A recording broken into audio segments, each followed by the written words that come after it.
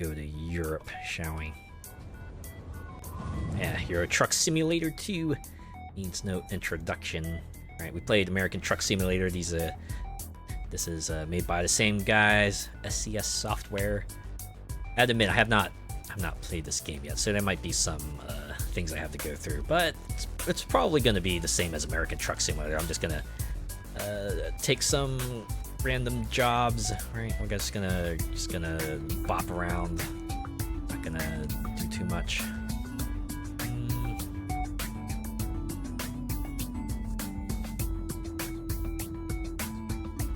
I'm just gonna stick with the super basics, right? Yeah. Right trigger to drive forward, left trigger to reverse, left stick for steering. Good to go. It'd be cool teamed with Cinder from Killer Instinct. Double the fire, double the fun. It's gonna be extra hot. Ooh, your real life truck is in this game. That's always fun. It's neat, right? When they render something you're familiar with, it's like, ooh, I know what that is. Oh, I have to select the city I want to start in. Look at all these places I can go. I'm sure it'll probably also dictate like what sorts of jobs pop up.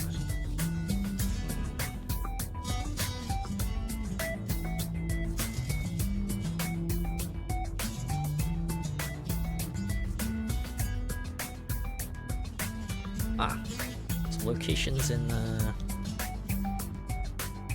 here as well. So I have to assume they got like some bridge routes.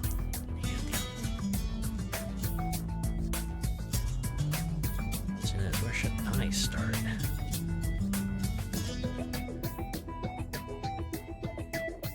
I don't have like too much of a preference.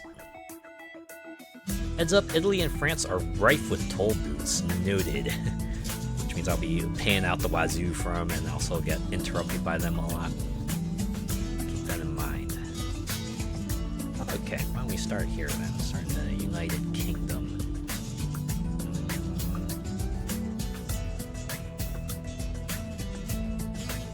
Hey, look, it's Edinburgh.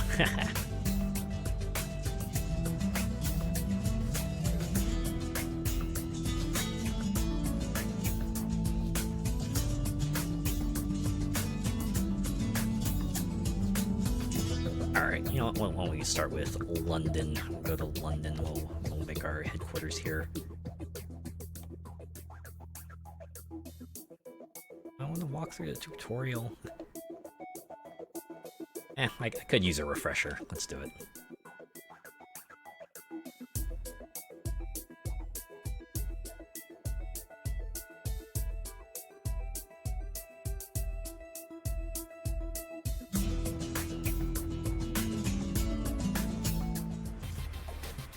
I like this white flash. Get used to driving on the proper side. I'll try my best. No guarantees. Welcome to Euro Truck Simulator 2. At last you have the chance to experience your dream job, driving a truck. And a bit, even for a game like this is a pretty cinematic intro, right? Like a wide sweeping shot, like we're about to start a TV show. Your own transportation company is now open for business, but sadly you lack the money to buy a truck. For now, you'll have to work for other companies as a driver for hire. Nice that they included the Gherkin building or Gherkin building. Hope I pronounced that close. Your task is to safely deliver a load of ventilation shaft to Sand Builders Dock in London. Your employer has provided you with a vehicle and will cover all expenses. Don't let anyone down and arrive on time. I'll try my best. No guarantees. That one that looks like a Fabergé egg. I see. Okay. Hold right on the D-pad to start the engine. I can use the following controls to move. Yeah. Right trigger to accelerate, brake reverse, left trigger. Yep, and left to stick to steer. Drive a few meters and then stop. Oh. Trucks are very quiet. There are other camera views available. See which one suits you best. so many cameras. But I think we'll just stick with the cockpit view. Right, we gotta immerse ourselves in the experience, you know? Look at you all fancy with the wood-rimmed wheel. We're classing it up in this truck here. Oh yeah, they got more. So if you're playing on keyboard, you can just like quick access all these cameras here, right? You got like so many drones flying around you, but on the controller you gotta cycle through them like you're playing, like you're like a security terminal, right? It's time to make a delivery. Use Route Advisor to see where you are and where you need to go. Okay. Press pause to look closer, like this. I pressed the wrong button. Maybe I have to press the other button.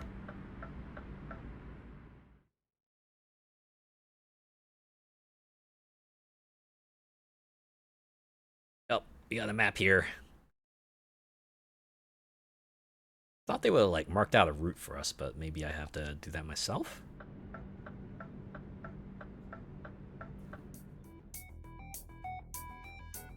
Oh, okay, here we go. When the game is paused, you can control the Route Advisor. You have a sat nav called Route Advisor available at all times. Route Advisor displays your current status and helps you with information about your current job and points you where to go. Oh, okay, yeah, it's right here. Okay, yeah, it's pretty much like the map from American Truck Simulator. In fact, it is the map, right? The Route Advisor has information pages you can use during your journey. You can see the map, job information, status, your work trailer, and cargo. To switch pages, use D-pad or Y. Okay, yeah. So you have your personal status, you got the page contents, and the toggles. Okay. 500 yards. Well, it is the tutorial, right? So you gotta take it easy, right? This is like your test. Can you drive this truck a little distance? Maybe we can trust you with a longer one. Let's see. Navigation map shows your current position as a blue arrow. If you're on a job, it also shows the shortest route to your destination in red. At the bottom of the page, there's an estimation of remaining trip time and distance, and you can cycle through different zoom levels by pressing F5 or hold the Y button or activating the button on the screen. Switch to the next page to continue. Okay, yeah, job description. Summarizes what you're carrying and where, expected time, what you have left, and what your potential payout is if you can get there on time and not damage anything. Okay, yeah, this is a diagnostics page. This is your integrity of everything. You can also call road assistance. They'll take you to the nearest city, but you gotta pay some money.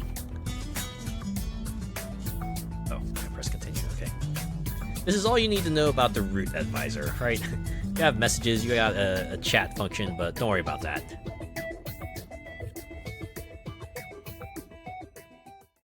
Okay, let's resume.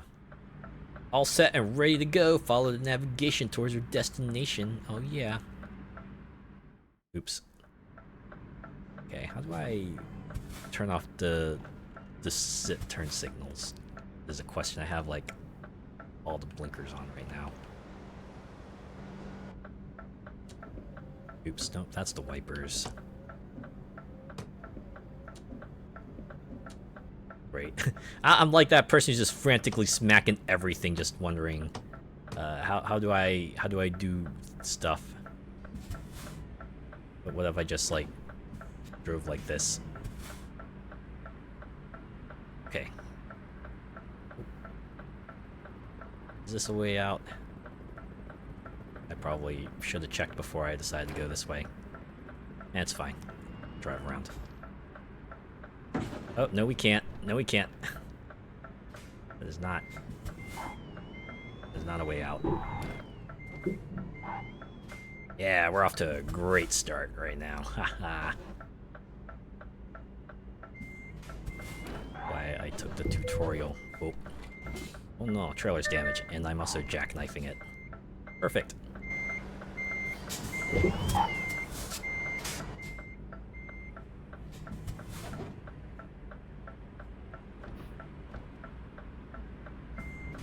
try that again, right?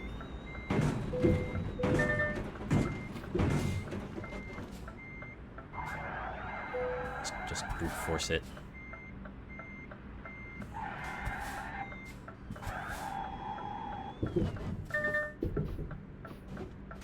Oh, it's still stuck on that thing. Now I'm kind of also stuck. Okay, maybe differential lock? Press the V key. Alright.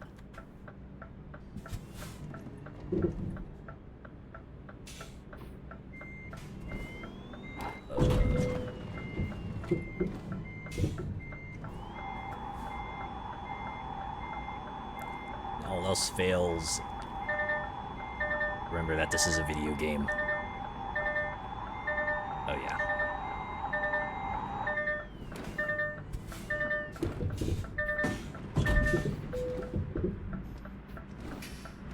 You just like go straight backwards. That's all I need you to do.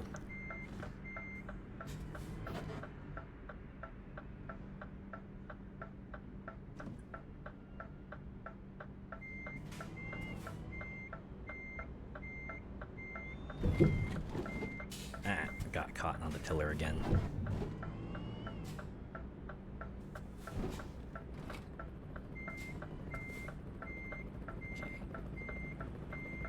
Okay. Just like shimmy it a little bit so that...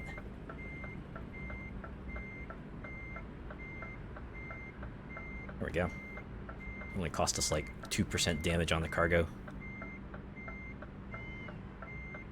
A little bit more.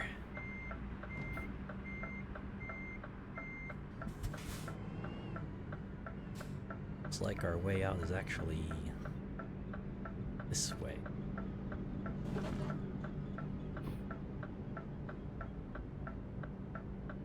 Fortunately, we'll just have to deal with the blinkers for now.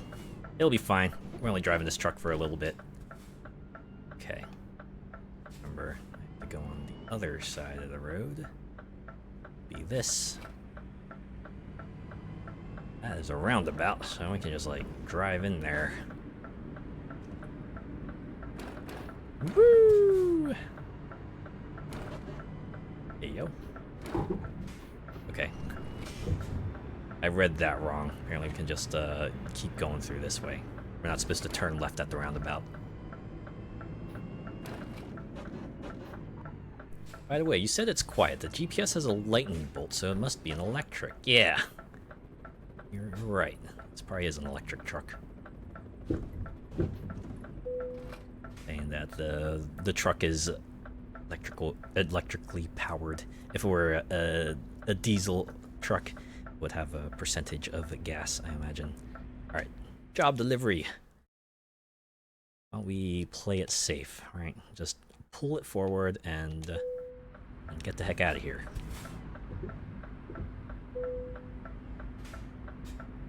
I imagine there's probably like a lot of electric trucks in Europe.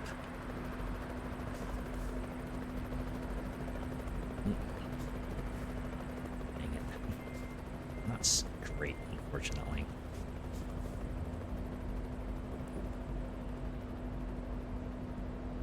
Back this up a little bit.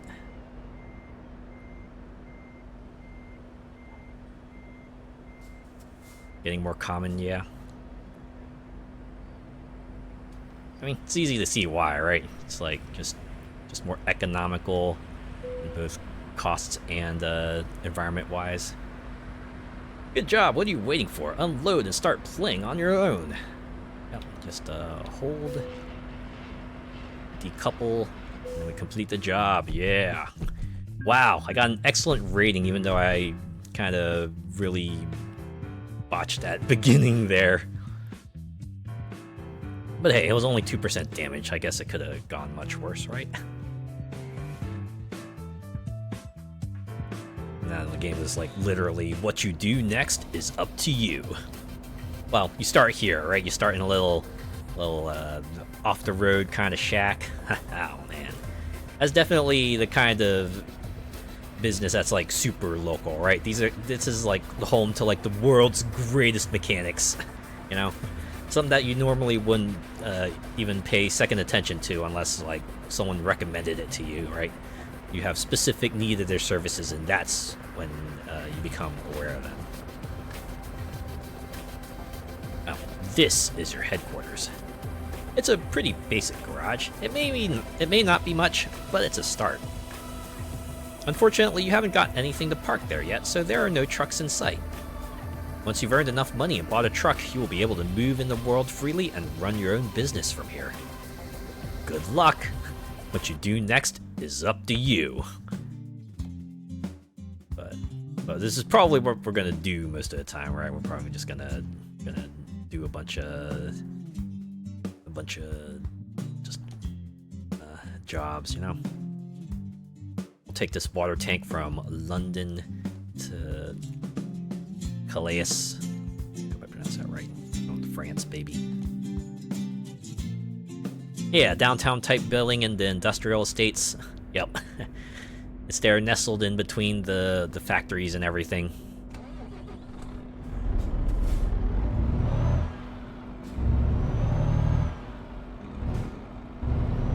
It's like you enter and you just hit with like that smell of, like, you know, grease and oil, right? You see a guy just like at a desk in the corner while the rest of the place is just covered up with equipment and various random other things, you know.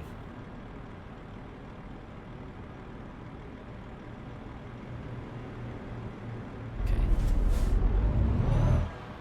This here. Remember, drive on the left. The funky smell of cut metals. Oh my god, yes. Oh yeah. You know, back when I was in high school, I actually did frequent a shop, right? Frequent a shop, because I knew some other friends who were doing like shop-related stuff, and yeah, I became very familiar with that kind of environment and those smells.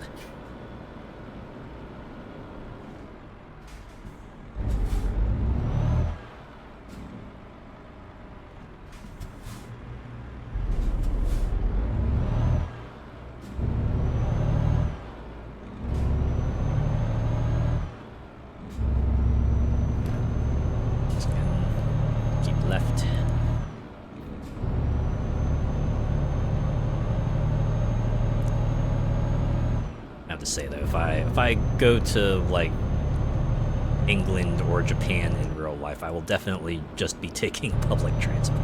I do not trust myself to properly obey the rules of the road there.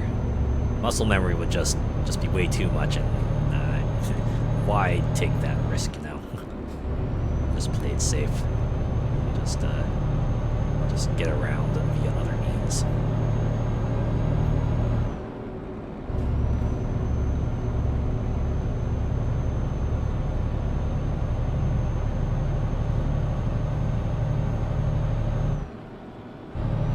Sure, you'll have fun with the spaghetti routes of the subways in London. I'm fairly familiar with turn left here. Almost missed that. Good thing this is a video game. But yeah. I've certainly navigated some complicated subways in big cities here.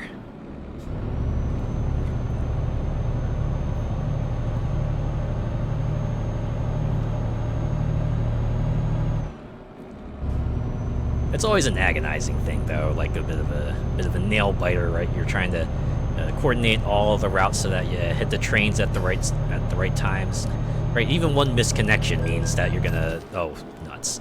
I'm going too fast. I'll be. Gotta pay attention to these signs.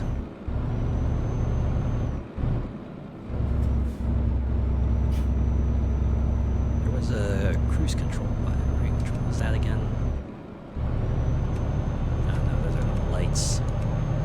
Why? Oh no, that's the switch to nav, is it? Oh, that just made me taller. Oh, this isn't so bad. Got lost in the underground station in the city. Pretty easy to do that, to be honest, right? If you miss a stop or you get turned around somewhere.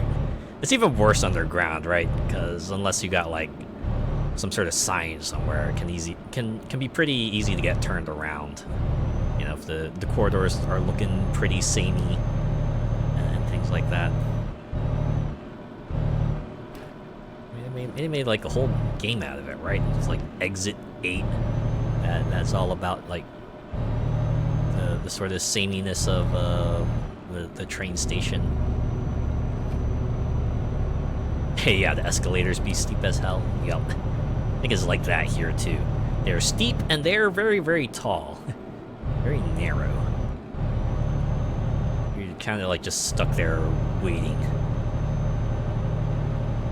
It'd be especially bad if you really need to be somewhere quick, but you can't really go, right? Because you gotta stand on the escalator because everyone else is standing on the escalator. You can't really kind of work your way up it unless you really are one of those folks who has no sense of boundaries and kind of just like pushes your way past people.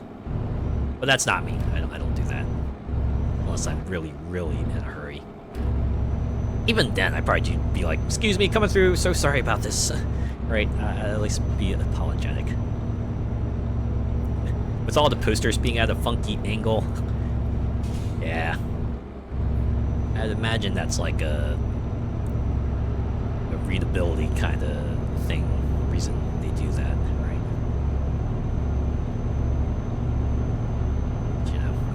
You know, if there's space to be covered, then why not make money out of it, right?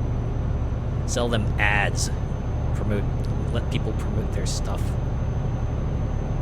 That's why billboards were a thing back when people were putting all the stuff on billboards, and that was the best way to kind of spread the word. Now you got internet advertisements, banner ads, in-video ads, even ads that are kind of just like integrated into a video or a podcast episode itself. It's pretty wild. Yeah, for fast food and chocolate or insurance. Or like an organization who wants your money, wants you to donate money to them, or like for movies and games. I think I saw an ad for like Magic the Gathering, a handful of them. I think it was like when they were advertising the Final Fantasy set, though. I guess I could see why they would do that, It's like, hey, Final Fantasy, that's kind of a big deal. We should probably let people know that we're doing a big deal thing.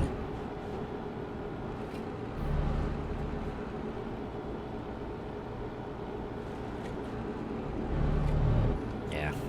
Yeah, I can see this truck has, like, the gas pump beside the truck, so it's very much a diesel truck here.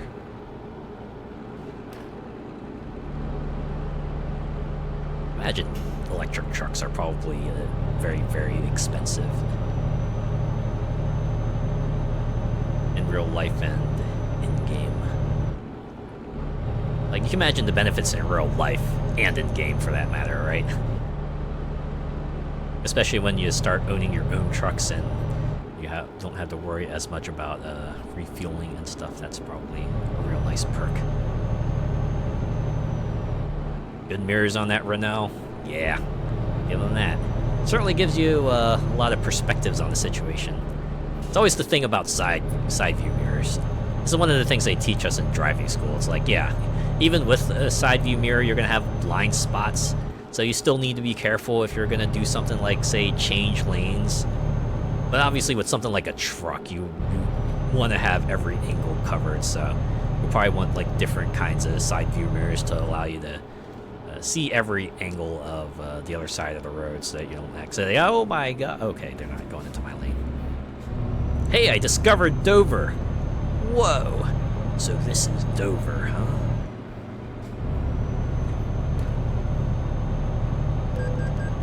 Ah, fuck, another speeding violation? That means I lost like 360 euros taking this cargo over. I forgot to see what the payout was. Hopefully it'll cover my fines and then some. It'd be kind of funny if I complete this job and I end up having less money than I started it with. Of course, be very much a case of, hey, watch your HUD. it'll let you know if you're in trouble. Yeah, mirror signal maneuver and all that. I do like that some vehicles also have turn signals on the mirrors as well. Any way to sort of like surface information to the other drivers so that they know what to expect is always handy.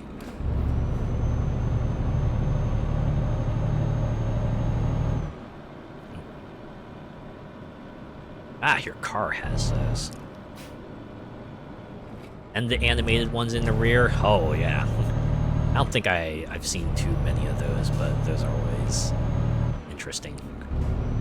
I'm sure as time goes on, it'll become more commonplace, right? Like how, yeah, the rear view camera and the parking assistant and like built-in GPS and MP3 player integration used to be like extra features, and now they come standard with the car. There'll probably be a time when like side view mirror lights will just be something you expect, not like a cool extra perk to have.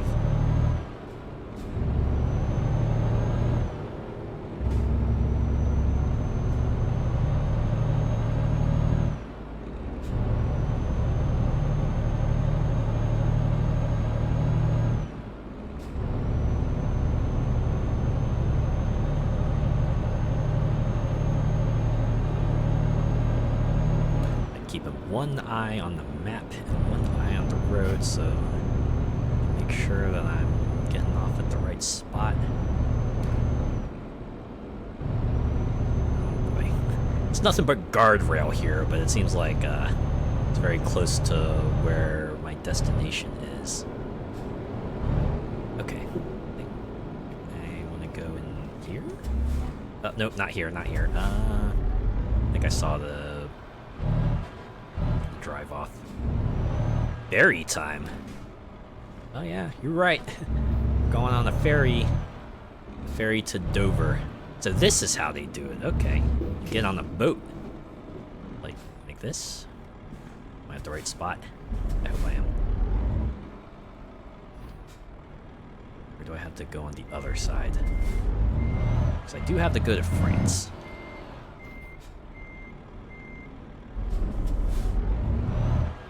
They would want the trucks to kind of go on a decline to kind of help them along, right?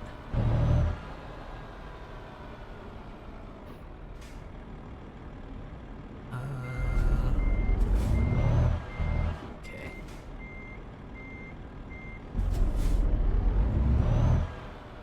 I won't surprise you to know that ferry lines are not something you normally have to deal with in American Truck Simulator, so this is like entirely new to me.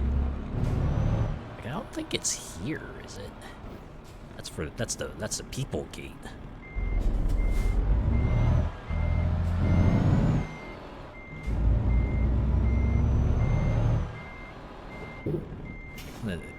Oh, is it this one? This is the ramp that has the boat on it. Is that the one I have to go to? Oh yeah, with the open gate and everything too. Maybe that's it. Maybe that's the one, huh? You think that might be the one? Maybe I should have taken note of that earlier. Oh, who would have thought, right?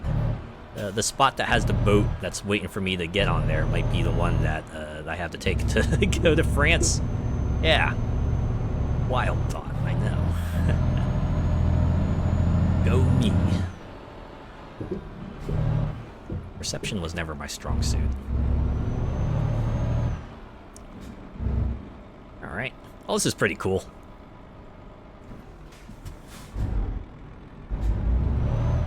Guessing you have to go here, press a button to go to France. Oh, okay, view possible travel destinations, yeah. And I think we need to be here. Right? Select the connection. Yeah, okay. I think we have to select this option down here. Get some nice food while you're on the ferry. Well, that's nice. I imagine these boat rides probably do take a while, so yeah, you kind of want everyone to be on top of their game, right? Because they still gotta haul a big multi-ton vehicle to the next spot. All right. Now we... Oh, wait, no. I don't want to go back to Dover just yet.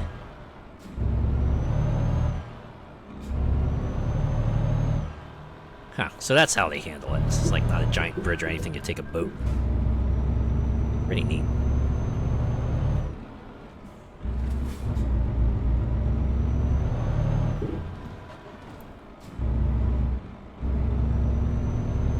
Okay.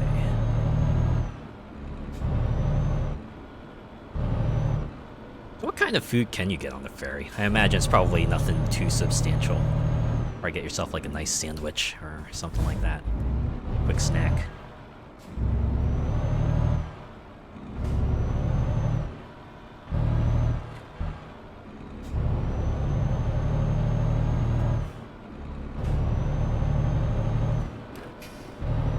Burgers, dogs, sandwiches, fries, etc. Yeah. About the kind of stuff you'd expect for an on-the-go establishment. It's pretty nice.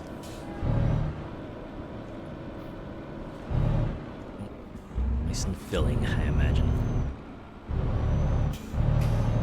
Alright. Turn around here.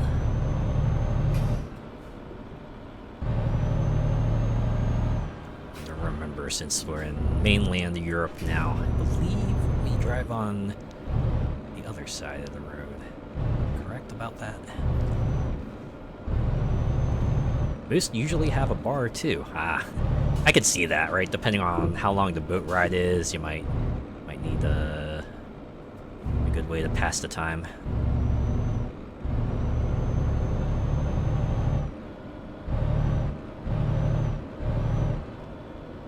Good for the people and probably good for business too.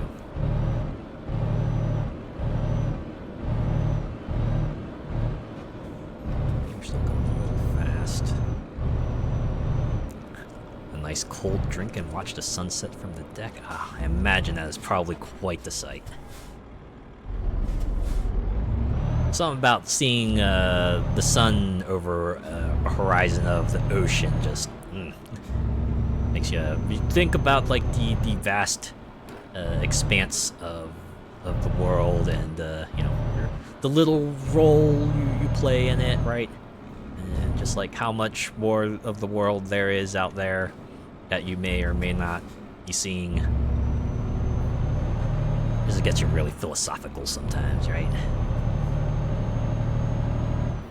You see a sight like that, you're just like, oh man, right? Just like hits you. It's different, as you may say. Hovercraft is another option as too, as well as hydrofoil. Oh, that's pretty neat actually. Is what I like about Europe. They're like the forefront of technology. They do all this cool stuff. Makes you wonder why like other places don't pick up on this sooner. You know, it's all like really neat. Okay. Where's the pull forward? Oh yeah, that doesn't look too bad. I think I can do that. Just turn and make sure you line up. Just gonna activate drone cam for this.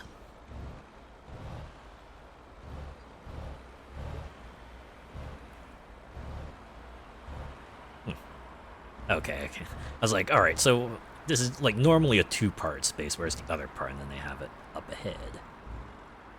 Yeah, just slot it in here. Wait, oh, it's not green yet. Okay, because it's a little off center. Oop.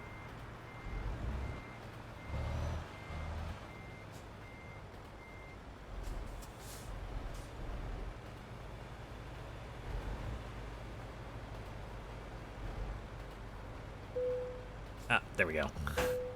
Close enough. We're doing it. We're making it happen. Yay! Excellent rating, even though I lost 360 euros. I made 2,100 though, so it's about a profit of 1,800. I'll take it. Got XP as well.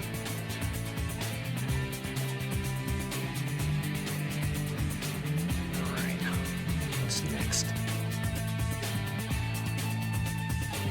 I do like how all our jobs start at Calasis now. Or at least that's like an option we can pick from.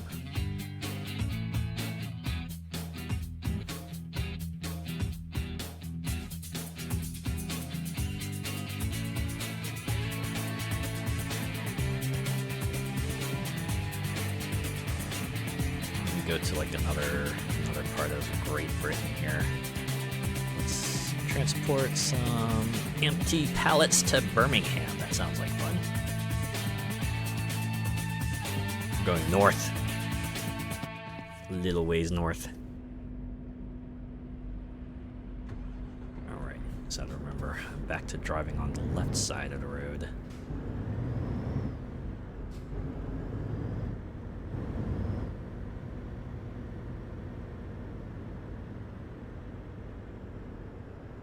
This dashboard, though. That's like the kind of dashboard you would expect to see in the movie, right? 80s movie about future racing. That's like a kind of HUD you would expect to see. They went and made it a reality. Pretty wild.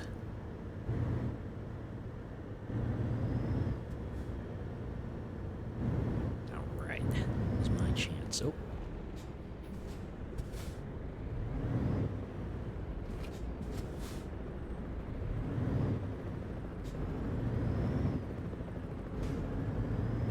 That's a mood. I've done a fair share of taking empty pallets from supermarkets.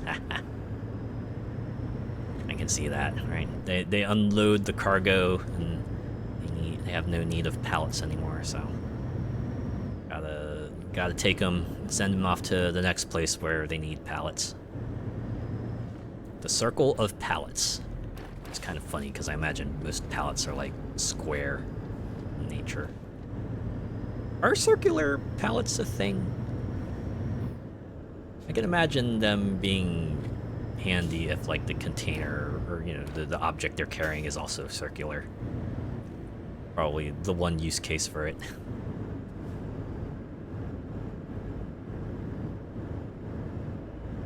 Not that I know of. I mean, that makes sense too, right? Given the way pallets are constructed, a circular pallet would probably have structural issues to it.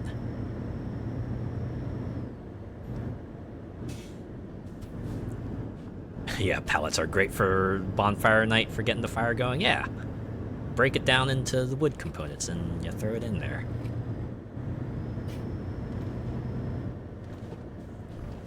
I think my cousins and I did that once for a bonfire on the beach one night. We had like some old wooden furniture that we just like broke down into wooden boards, and we just used that to fuel the bonfire.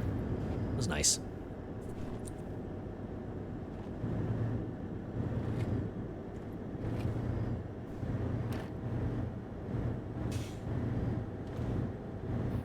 I imagine you have to be careful about that too, right? You have to make sure like the wood doesn't have like any sort of varnishes on it or anything like that that would emit noxious fumes if you set it ablaze or something.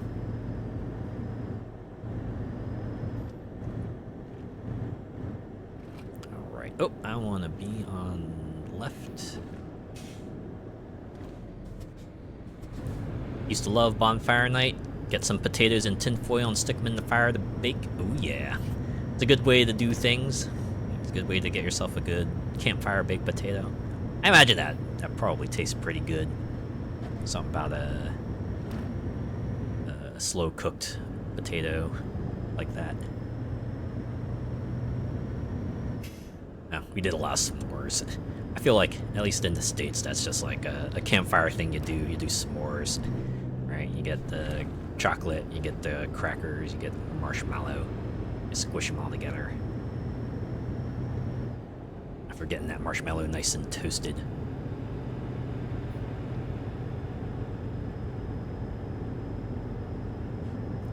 Yeah, I think I talked about it on Twitter, but apparently I was toasting marshmallows wrong the whole time.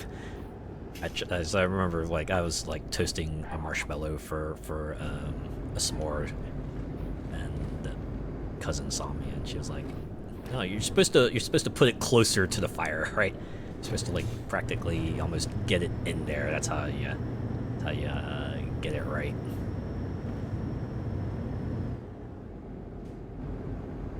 Also, you want to make sure you're rotated too, so you get like a fairly even cooking. You don't want like a... I mean, burnt marshmallow isn't the worst, but... You know, browned marshmallow is obviously kind of like the sweet spot, you know. A little crunchy, a little still soft on the inside. Nice and warm. Yeah, on the stick, nice and melty, indeed.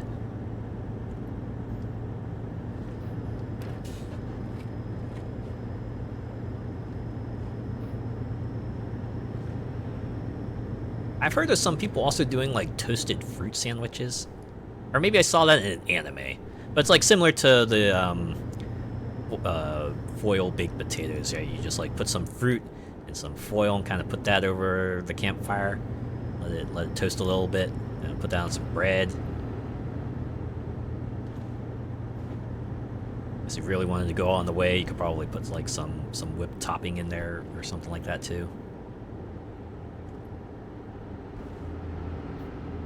Man, I've always wanted to try those.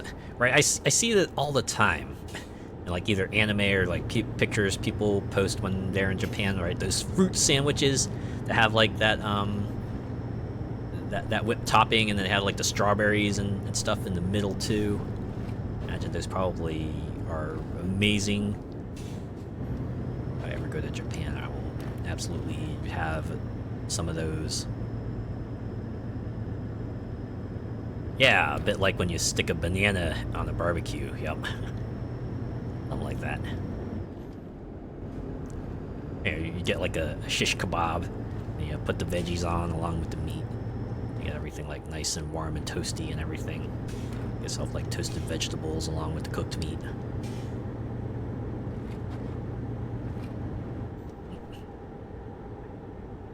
I'm going fast again.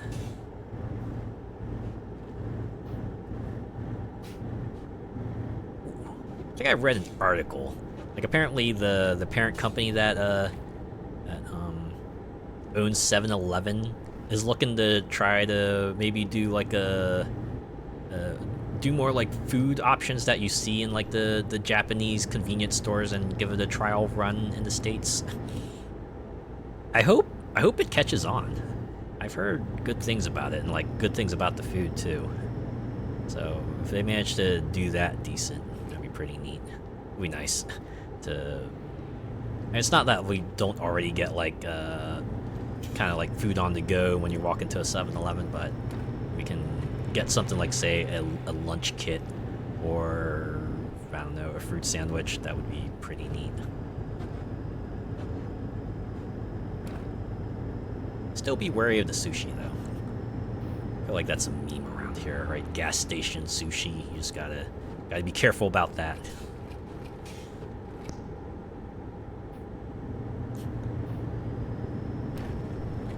"7-Eleven slushy day, just yes, oh yeah." Get them big gulps.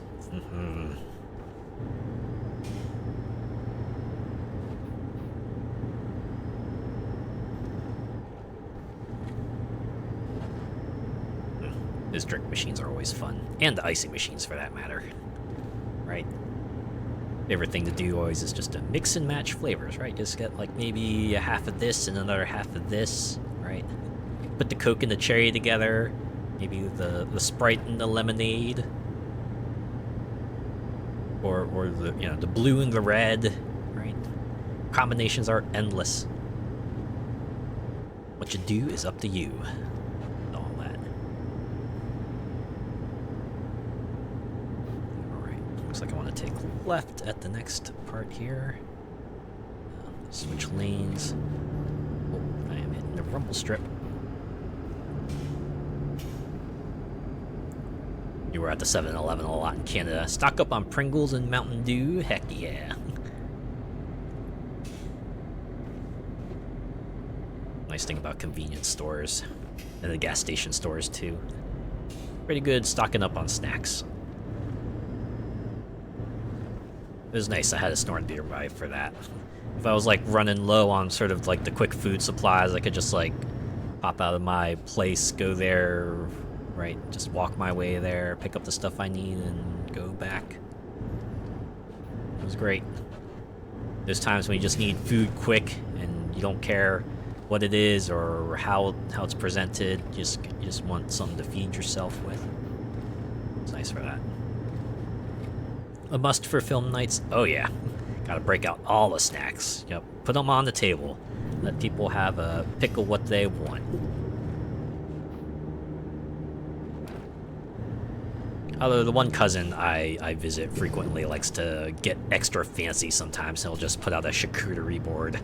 Right, we'll get our picks of like meats and cheeses and various jams and other sorts of spreads to put together while we go watch some whatever art house film he decides to put on for that visit.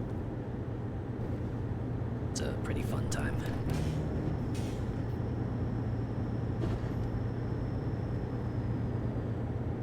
Yeah. Ham and cheese is so like a continental breakfast. I always appreciate a continental breakfast if a hotel offers it. It's always nice, right? You'd be able to wake up and then just go downstairs and have your pick of whatever the hotel offers you. Sometimes it's just like fruits and pastries and things like that, but some of the fancier ones, they do like give you a choice of some breakfast items, right? You might be able to get an omelet. You might be able to get like pancakes and waffles, or maybe cereal, right? Cereal or oatmeal, things like that. But hey, for the price of free, you can't really complain that much, right? Other the ones I liked were the ones that had like the cream cheese packets that were like in these foil packets, right?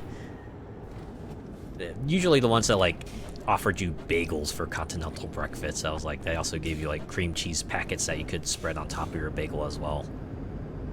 That was pretty nice. A lot of the fancy ones will do like granola with yogurt instead of milk. You know, I could see that.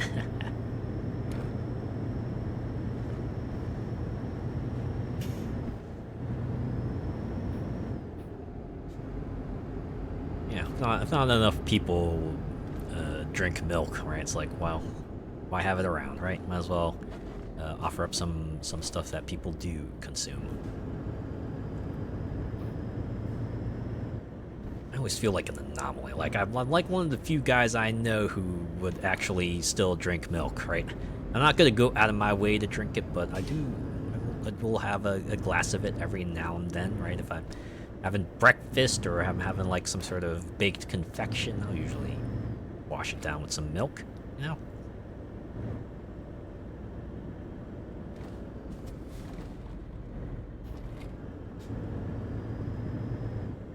But there are a lot of reasons why some people might not want to drink milk, right? I mean, it's fine, you know, if they don't like the taste, that's all right. If they're lactose intolerant, that's also like incredibly understandable, but this feels like there's just so incredibly common. More common to find a person who does not like milk than to find a person who does like milk. This side of the room. Yeah. Meats, cheeses, fruit bowls, watermelon. Ah yeah, watermelon. Although you'll mostly see that either during summer or as like part of a full fruit platter, if not during summer. It's like watermelon, honeydew, cantaloupe, pineapples, strawberries, grapes, right? Standard fruit platter items.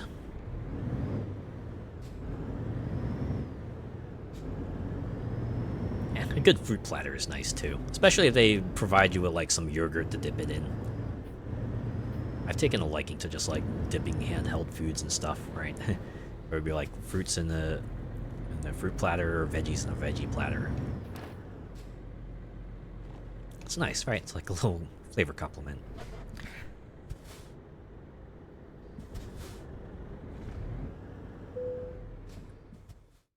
Alright, let's see where they want me to take this. Oh, that's not too bad. Yeah, I'll do this, get my 15 XP.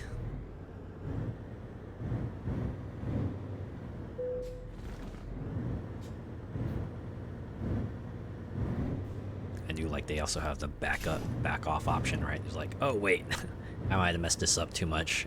Gonna throw in the towel. But I think we got this. I think we got this. Yeah, there we go. We're getting our bonus, baby. Give us that 15 XP.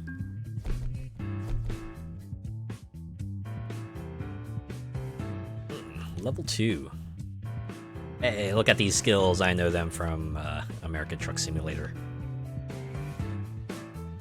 Which one should we go for here? Actually, I want to do long distance. Just put a point in that. I like how the skills are just basically new types of jobs, right? As you invest them in certain categories, you'll get different types of jobs that pop up for you.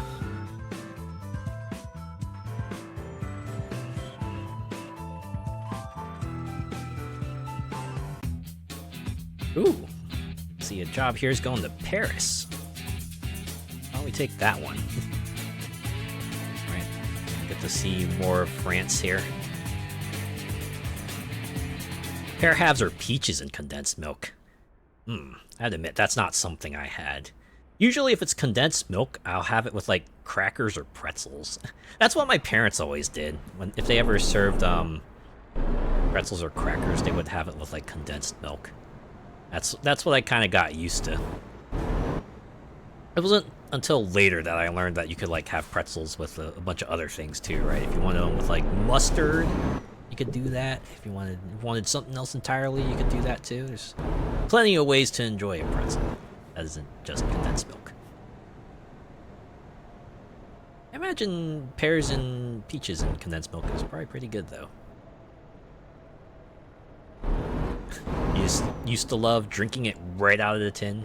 I can see why. Oh, it's pretty good actually, right? Oh god. See, that was the American muscle memory just like kicking in there.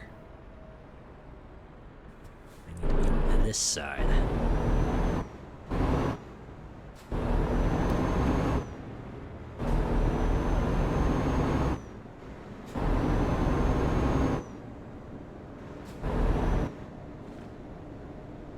But yeah, if it wasn't like with crackers or pretzels. My parents used to kind of mix it in with coffee, and they'd like give us a bit of that, right? A little bit of coffee, a little bit of condensed milk, and that was like a drink that we enjoyed. Which then I later learned that would be marketed as like Vietnamese iced coffee, because that's apparently like what Vietnamese people just do. It's like how my parents would do like Sprite plus lemonade, and then I would later see that on a menu as like Vietnamese lemonade or something like that, right? It's funny how things work out like that.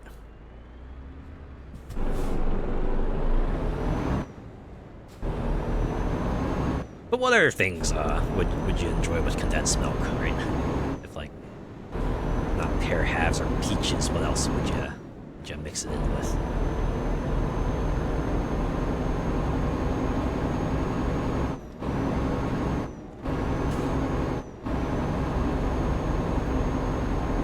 I imagine it would probably work pretty well for a number of baked confection recipes.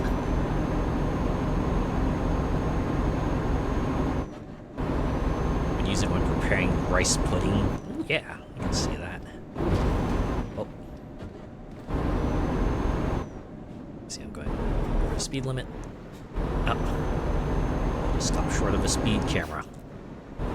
Fortuitous.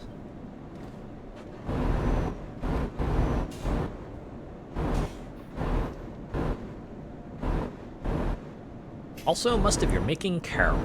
Ah, alright.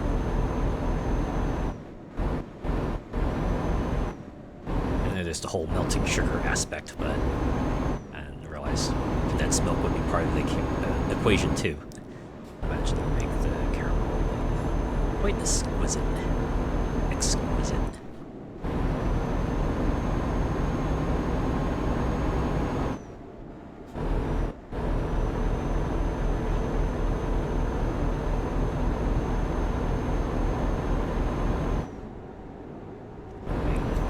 You know, the way I have like my phone set up on my computer right now, it's like perfectly blocking the speed limit sign on the monitor. So I have to like go kind of peek over to OBS real quick if I want to see what the speed limit is. So like either that or just pay attention to the little corner of the window and it starts turning red. It's like, okay, I gotta slow down here. Alright, that's a merge. Make sure it's open. Okay, good. Single lane, baby.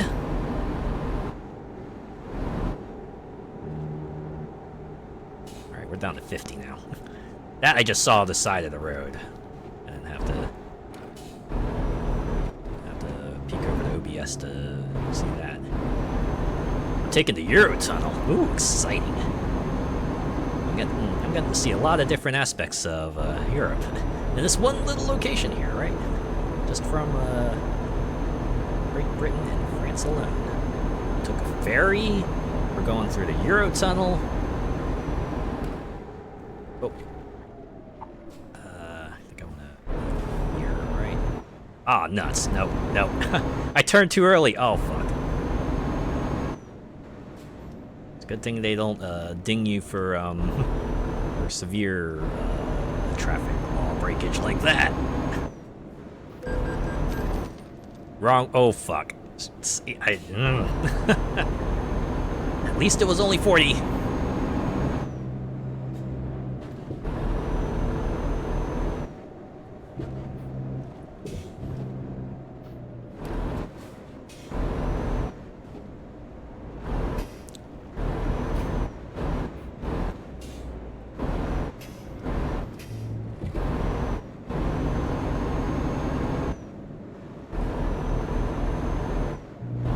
I do remember reading about this in the news a while ago, right? When they were kind of building this gigantic tunnel to start with.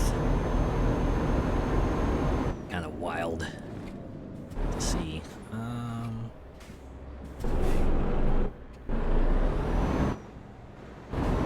Have to turn in here.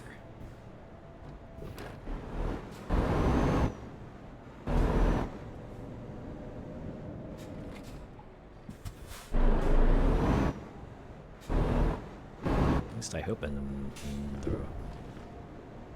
right spot. Oh, okay, I see. Gonna park our truck here, and then they'll load screen us to the other side. Is this how this works? Yep, like that. Back to Calasis. Can't say anything. You did the same thing driving in New York the first time. Yeah. Just like, just sometimes you forget. Unfortunately, in a situation like this, you gotta learn pretty quickly. Otherwise,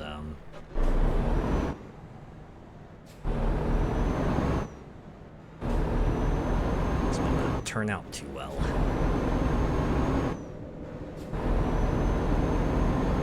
And hey, better in a video game than in real life, right?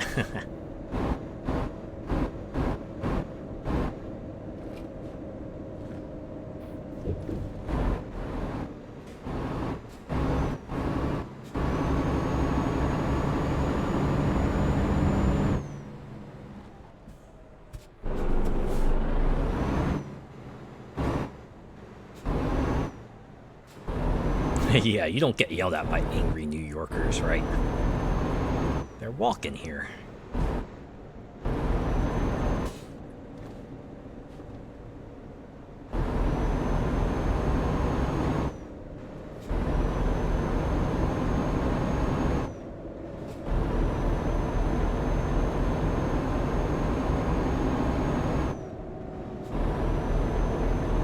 only been to New York like maybe twice. Once was like part of a school trip, and I think another one was part of a trip with like another group. A really long time ago. I just remember visiting Times Square and the Toys R Us. I was like pretty close by there. I also think there was a GameStop store there too that I visited. I just wanted to go there because like, oh hey, GameStop in New York, right? Even if you know like what a GameStop is gonna be, you just kind of want to see if like it's different somehow. And well, it really wasn't. At least not substantially different. Minus 120 for that. I mean, understandable. Okay, I guess we have to wait for this fellow to pass. Hey, let me through before you get in there. We went for one thing and we got there and it closed down. We were like, oh yeah, that would be a bummer. The whole reason for your trip just kind of gets dashed like that. Well, hopefully you were able to make the best of it anyway. At least in New York, there's probably some other things to do. There's some stuff to do that you can kind of do impromptu if you need to.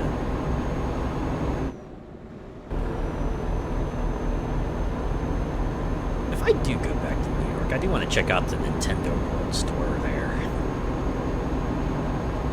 It's like only there and somewhere on the West Coast that there's like a proper Nintendo store.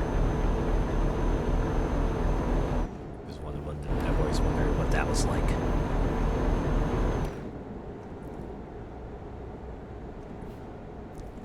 Honestly, there's like a Pokemon store there too. It's like its own separate thing, or maybe part of the Nintendo store, I'm not sure. But probably be cool places to visit. But I imagine they'd be like extremely crowded. Found your Thundercats American football top from a random shop in Times Square. That's always a fun thing when you're going into like a little store and you just find that cool item that you know you wouldn't be able to find in a big one. It just speaks to you, like, oh yeah, I gotta grab that. Just gotta get it right there.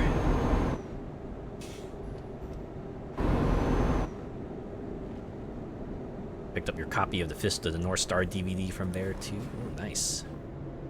Okay, I'm gonna assume just to follow where this truck goes. Actually, I could probably go through here. I see a marker there. That looks like a place I could probably go to. Yeah, a Euro coin. Oh. Okay. Keep the ticket. Press the following button. It said press the following key, but I'm using a controller, so it's a button. At least they've accommodated for that.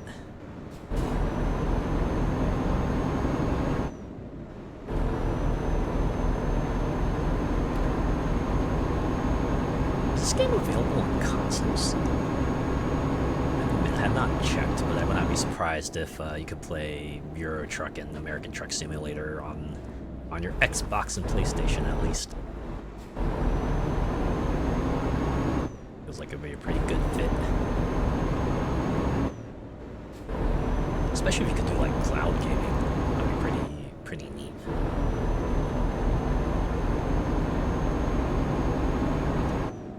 Saw one of the funniest things ever in Central Park. Your mom and you were just doubled over laughing. In a big city, it's like the... Oh. Gotta put my lights on. Alright. Right, that's lights on, right?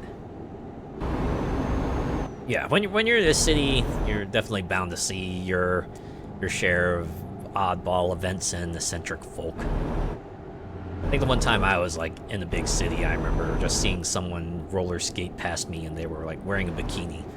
And to be very, very clear about this, it was like around the fall season as well. Maybe close to winter. So they were definitely doing it to stand out, right? I mean, even if we're like during summer, they would stand out anyway, because like who the heck would wear a swimsuit in the city? No.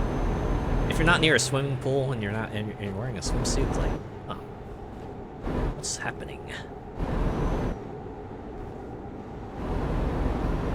I'd probably be thinking, is there a convention going on?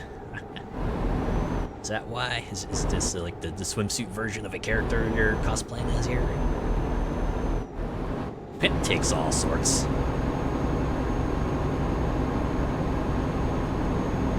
You don't mind me asking, what was the thing you saw in Central Park?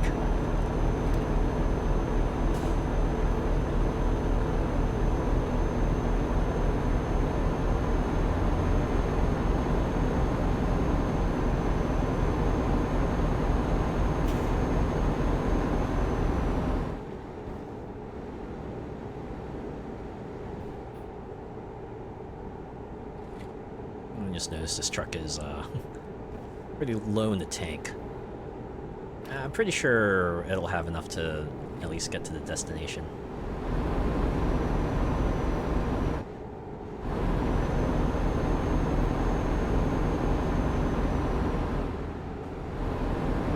I like how the road signs are.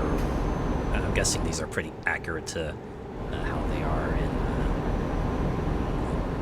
France in real life.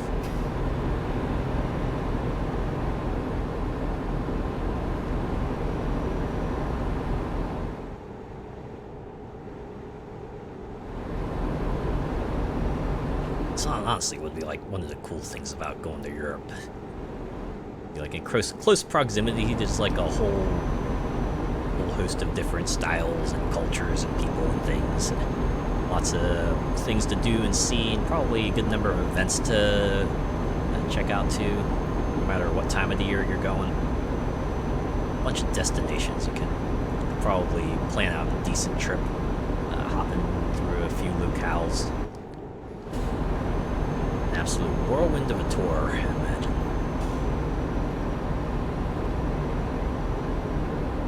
It was January, covered in snow. We were talking through the park, and the next thing we heard this massive crash. Looked around, this guy was lying spread eagle on the ground wearing rollerblades. His headphones had shot off. We just looked at each other and just started laughing. Oh man. Hope the guy's okay.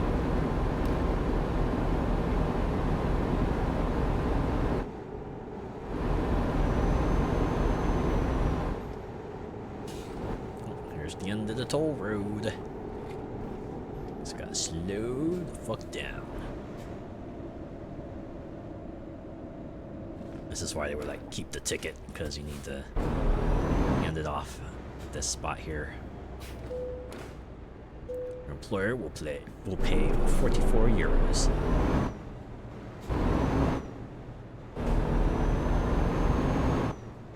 Nice thing about doing the quick jobs, right? The employer will usually cover the costs, cover the expenses. Of course, if you do your own routes with your own trucks, you'll probably have to factor those costs into account. You got up and went, haha, well, that set us off again. Oh no, running out of fuel. It's fine, I'm close to the destination. I should be able to survive until then.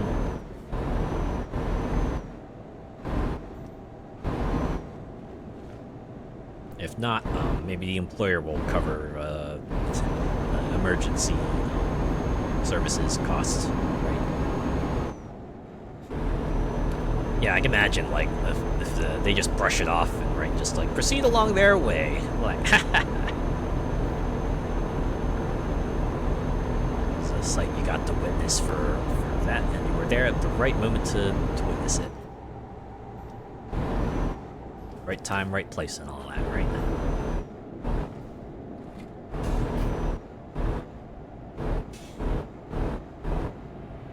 Okay, gotta slow down.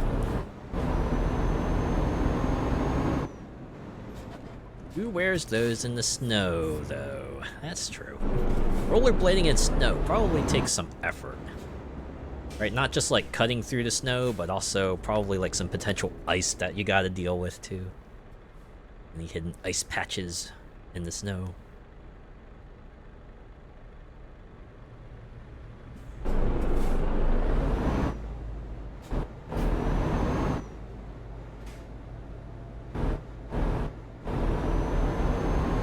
Certainly makes you wonder, though, what is their story? Why did they decide to go rollerblading in the snow? A world we may never know. Same trip you got followed by a squirrel.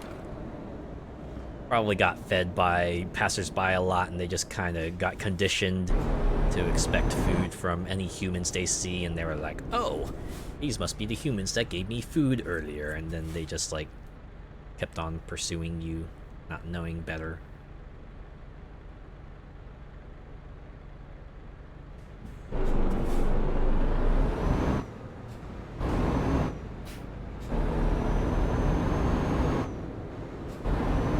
At least it wasn't pushy like our seagulls.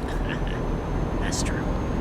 Only imagine this squirrel just like seeing the food, someone holding food, and just like leaping up at them and trying to grab it and run off with it.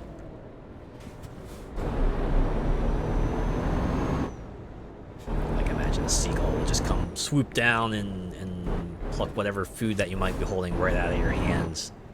And they can totally do that. Oh, there's a gas station right here. Should I just like stop in here and fill up real quick? The employer will probably cover the cost anyway. Right, and it would be weird if I just like completely stalled out like right before the end. Alright, let's do it. Let's do the fuel mini game.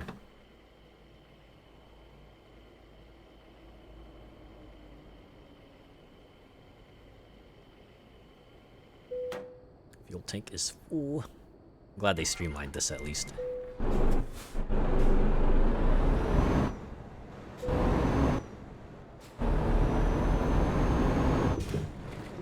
They're vicious like some gang, dive bomb you and steal your chips on the seafront. Oh yeah.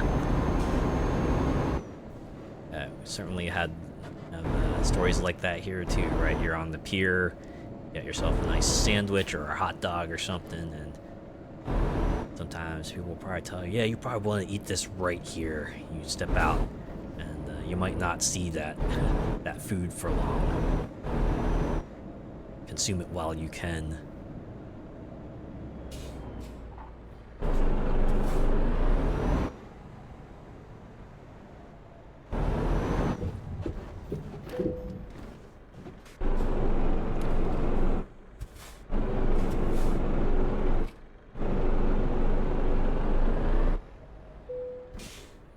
Let's see, where do we need to drop this off? Okay, how's about I just skip this?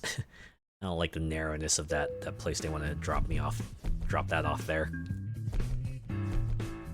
I'm fine with not taking that experience.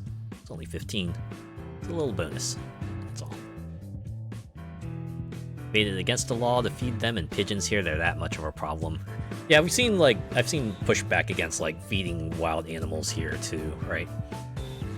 It used to be like back in the day you could like get breadcrumbs and stuff and people would gleefully toss them to the animals, but they're like, no, you really can't do that, because then that's what they come to expect, or it'll start becoming more aggressive towards taking people's food, so you gotta be careful about that, right?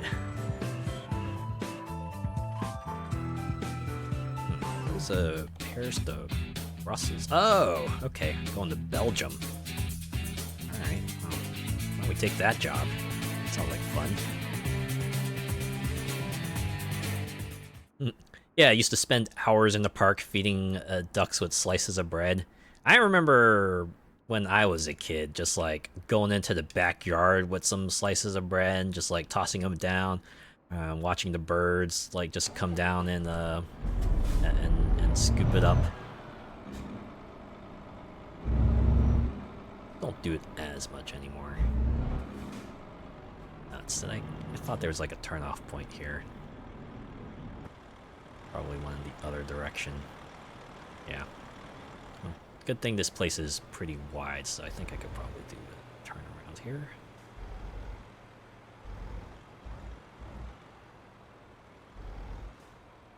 Like I said, I know bird feeders are still a thing, right? I think I saw someone on Twitter recently trying to set up a bird feeder. And they had like a bit of an altercation with a squirrel who was kind of having to go at the bird feeder instead. Right? They were thinking, oh man, I'm gonna get all the pretty birds coming in and, taking the bird seed, but nope, they got a squirrel instead. And we're like raging over that for a bit. Apparently they managed to kind of get one on over the squirrel by moving where the bird feeder is. You haven't seen the squirrel since, so works out, I guess. I also like how, since we started in France, now we have a truck that's on, that has the driver's seat on the other side, on the left side. Also have to remember, I'm driving on the right side of the road. So, this way, right?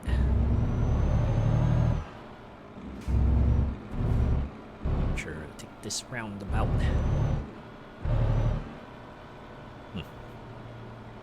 I knew roundabouts were like common, but I didn't expect them to see. I didn't expect to see this many roundabouts. They're like really common here. Feels like most of the routes I've gone on have had at least one roundabout, if not several.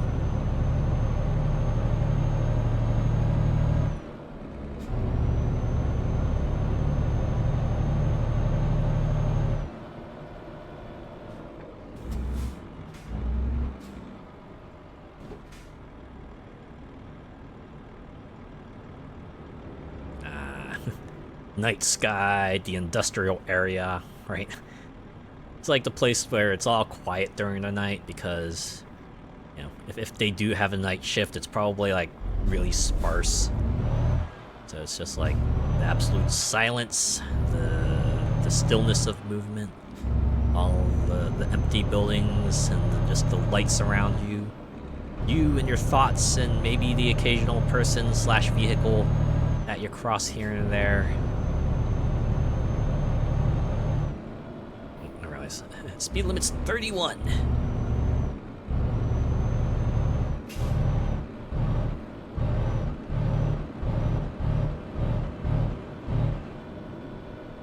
Alright, I'll take the first exit here.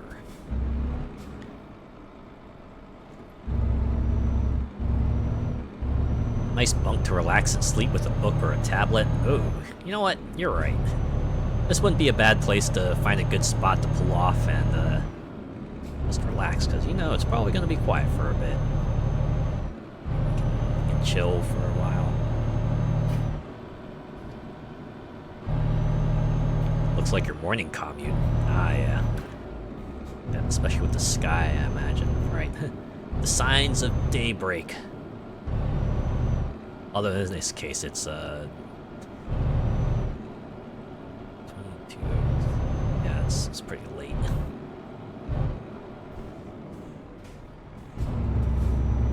This is the second exit.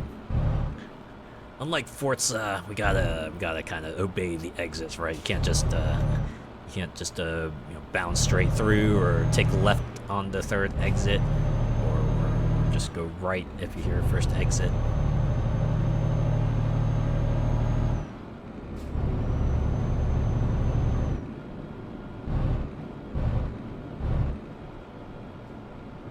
We're about to hit the highway. Or maybe we'll cross under it. Yeah, the fire orange, pink sky. The light hits just right to give you that sort of multicolored experience that you can only see when the night transitions to day or the day transitions to night.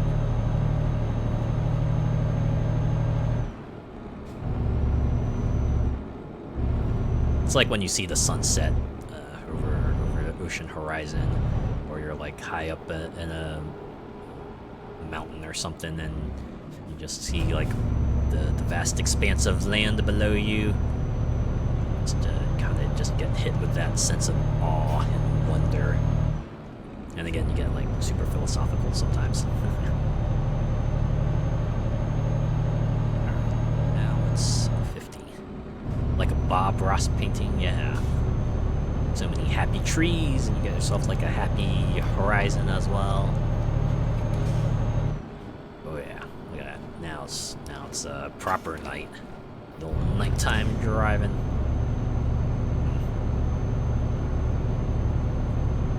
I'm not really good at night driving. For some reason, my depth perception just absolutely tanks if I have to drive at night, so I try to avoid it when possible.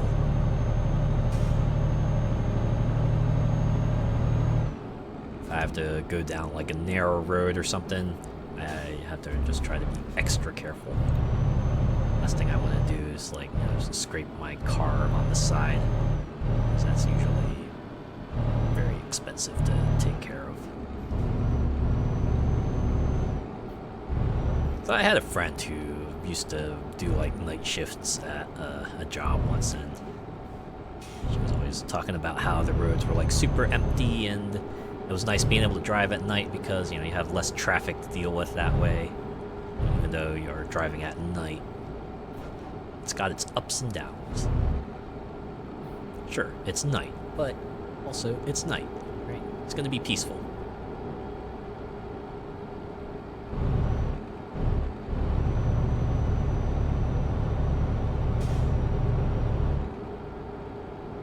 This is the part where like CB radios would probably really come in handy, right? You just turn that thing on, just speak out into the ether, see who picks up, and then maybe have a conversation while you can, right? Just talk about whatever, whenever, until your paths diverge.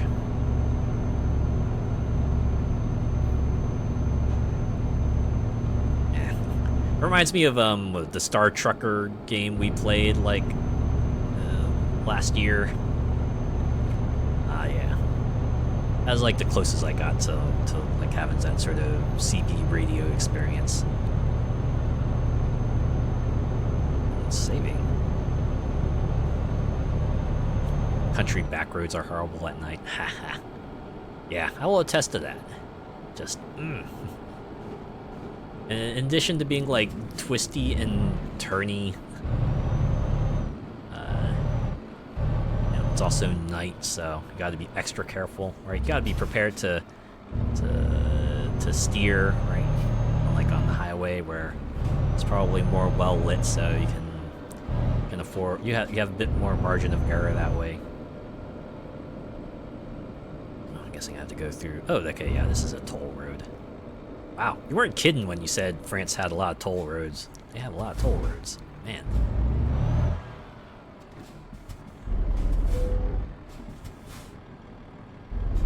I think I had an idea of starting in Italy too. If Italy had a lot of toll roads, I probably would have been something.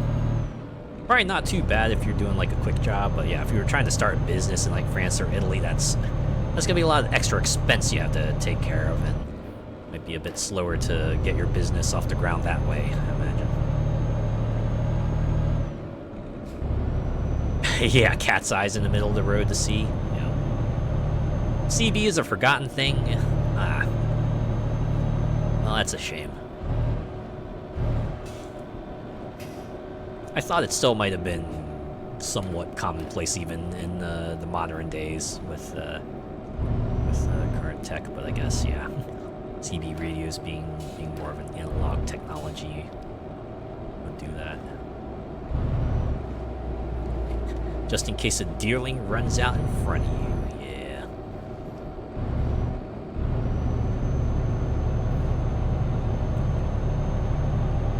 $116 miles according to the route planner. Oh, I am covering that up, but yeah, because it's 116, so it's a bit of a route. But hey, if it lets us kind of reach out to more destinations, then it'll be worth it. I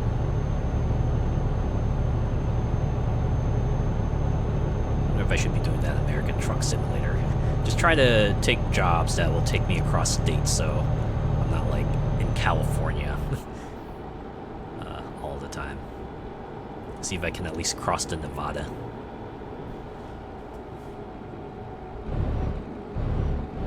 Alright, looks like I gotta turn left up ahead. Yeah, animals at night. That's another thing you gotta watch out for. I mean, you gotta watch out for animals during the day too, but it just feels like they're more of a thing. Okay, I think I'm gonna be on this lane. Oh, nuts! I'll see this video game, right?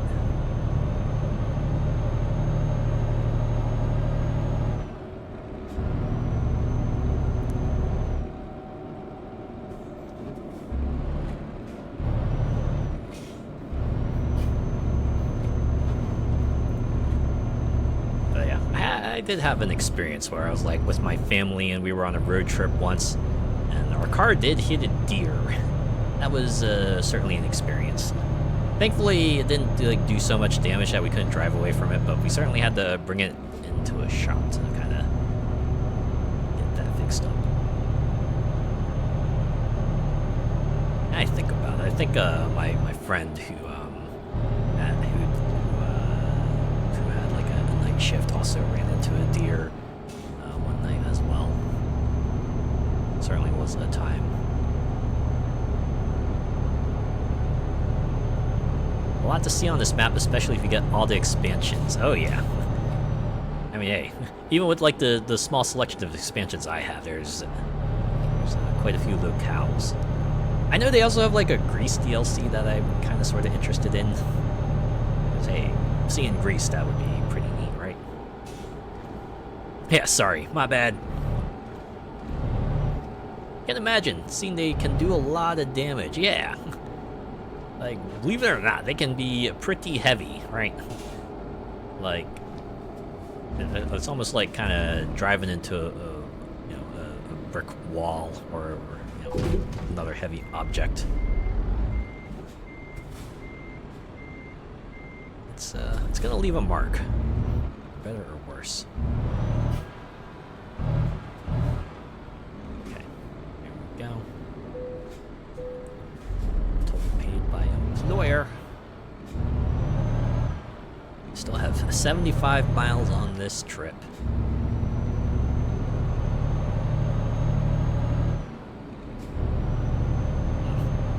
Pretty active spot even during the night. I wonder if this is like true to real life or is just the result of having traffic on the highway.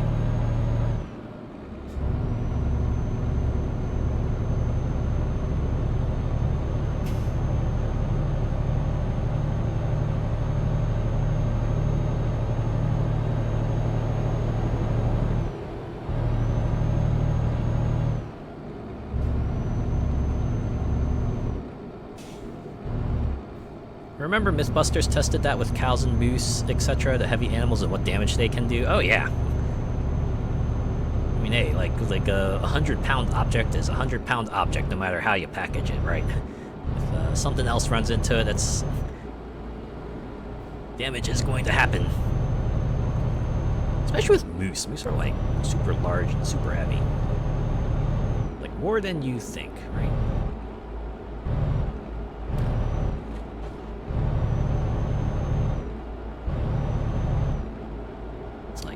If you see something like a moose on the road, well, you let it do what it wants to do, right? You wait for it, because it's got the kind of got the strength advantage over you. I mean, that little tin can you're in will protect you if it decides to go after you.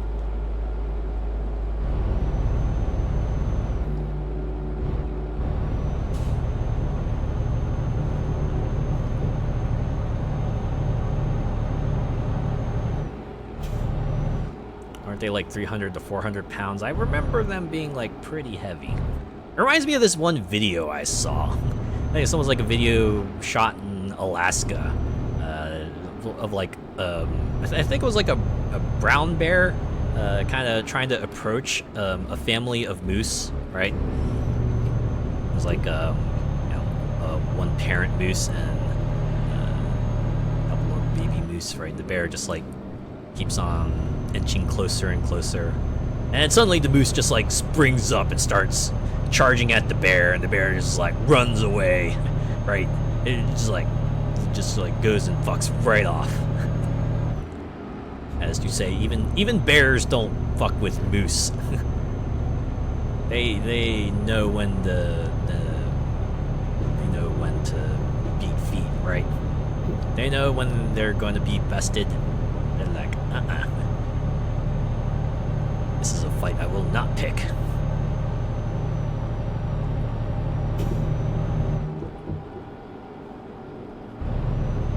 But that also might be like the parent factor, you know, right?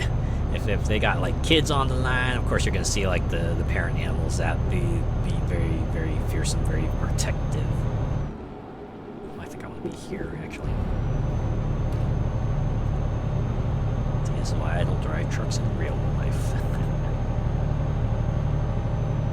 The kind of stuff you can only do if you're playing a video game.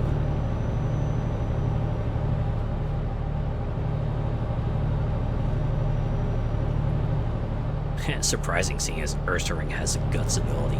But yeah, do grizzly bears have a guts ability? That's the thing.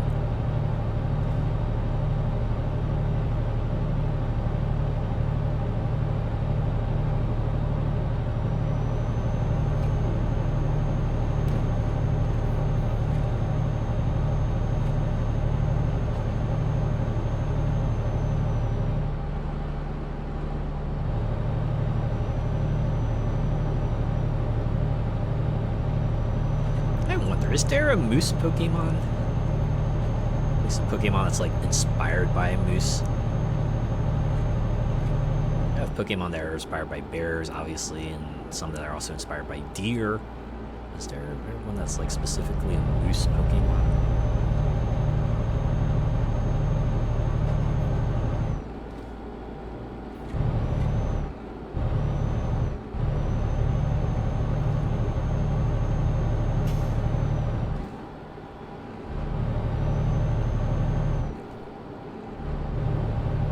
Not like that one that just casually sat down next to that bloke when he was camping by a lake. I remember that video.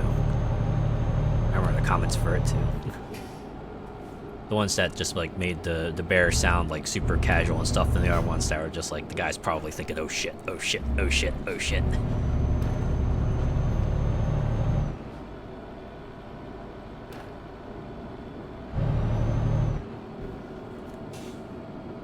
You know what it reminds me of? There's this one one specific scene from a movie. I think it was like Get Smart, where it was like a car chase scene where I forget what it was, but it like ended, and I forget what the guy said, but I think the other guy, the passenger, was like, yeah, if the words you were thinking were like, oh god, I'm glad I'm going to be imperiled by a swordfish, and yeah, it went something like that. Ah, I gotta look that up. Hey, I discovered Brussels. Very nice. I like the sprouts. Ting Lu is a moose Pokemon? Ah, okay. They do have moose. Well, you got like so many creatures, you're bound to cover a wide net of them. Right, even amongst like all the cats and the rodents and the like. There's certainly gonna be some more unique concepts out there.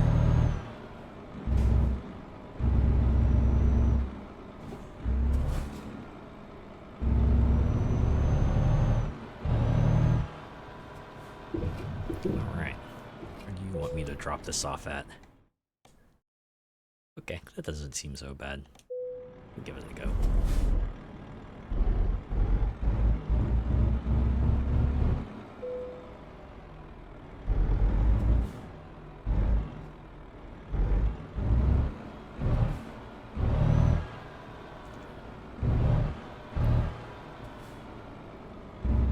So, a little off angle. Can correct that.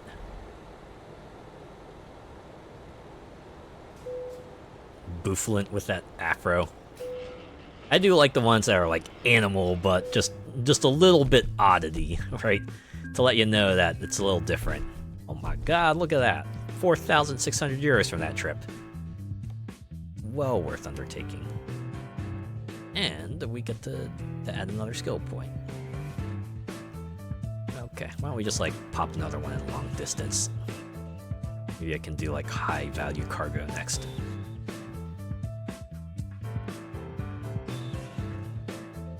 There was another Pokemon I was thinking of, like Flamingo or Flamigo, I think. That was like Scarlet Violet. That's basically like a flamingo, but they have like a knot in their neck.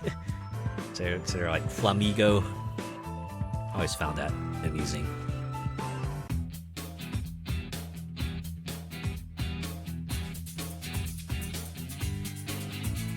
Okay, then we go back to Great Britain and good job there. We're gonna go west. I'm gonna go west just like 5-0, except we're in England. All right. I think this is always one of the challenges of a job. Is like, okay, so where do I exit the lot?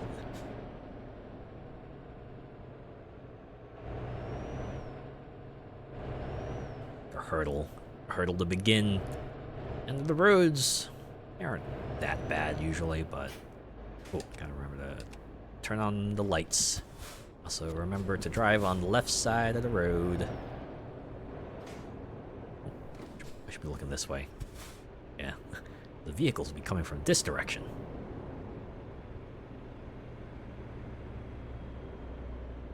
Who came up with Trubbish? A literal living garbage bag. Probably the same, probably from the same idea space at least as like Grimer and Muck, I imagine. And Coughing, right? It's all pollution Pokemon. Okay, going out now. Oh. Car. Oh. Excuse me, coming through.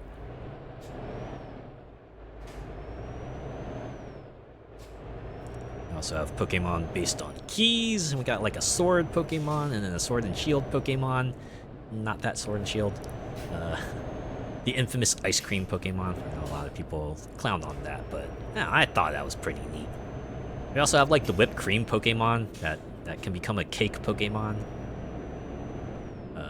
A Pokemon that's like an apple, and maybe a worm in an apple.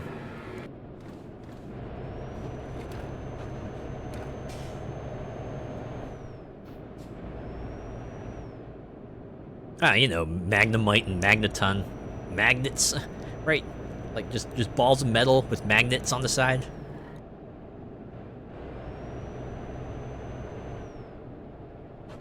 Yeah, coughing and wheezing. Right, just like floating balls of polluted air. Yeah, Vanillish, that's the ice cream Pokemon.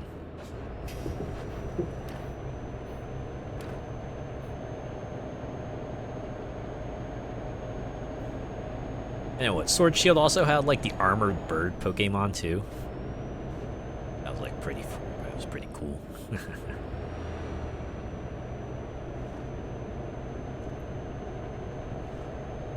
Oh yeah, the literal cogs. I know what you're talking about. Yes, the gears. I think they were like Clink and Clank, something like that. Clink Clank.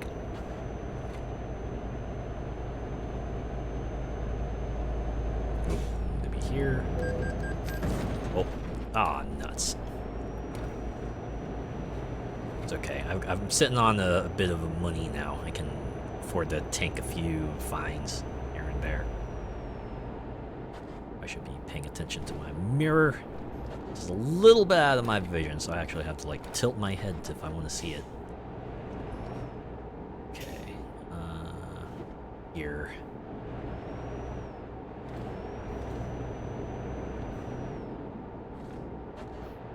Yeah, you know, we got like 1,000 mons now, so they run the gamut, right? They got like a whole lot of different kinds out there. So many more to discover. Licky Licky is just creepy, yeah. Some of the evolutions they introduced later, they're a mixed bag. And most of them are probably pretty cool. Not from a design standpoint, at least from a gameplay standpoint, right? Make those mods a bit more viable.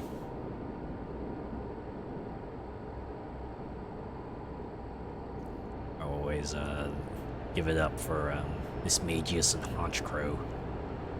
They got some pretty cool Evos. And Magmortar's got one that's like pretty alright too. And Electivire.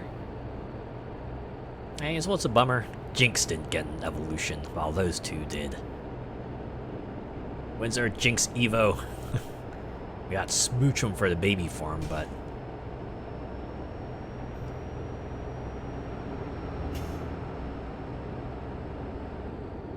early on, the one that looks like a palm tree with 3 faces. Are you thinking of like Executor? Is that the one?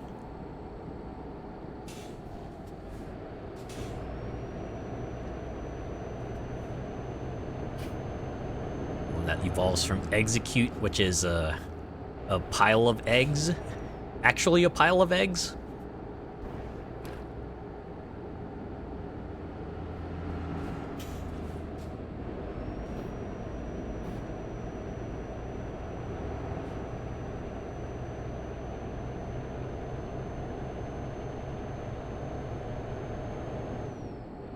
I think I was reading recently that, you know, Pokemon, the Pokemon companies have to be very, very careful about like designs and stuff, right?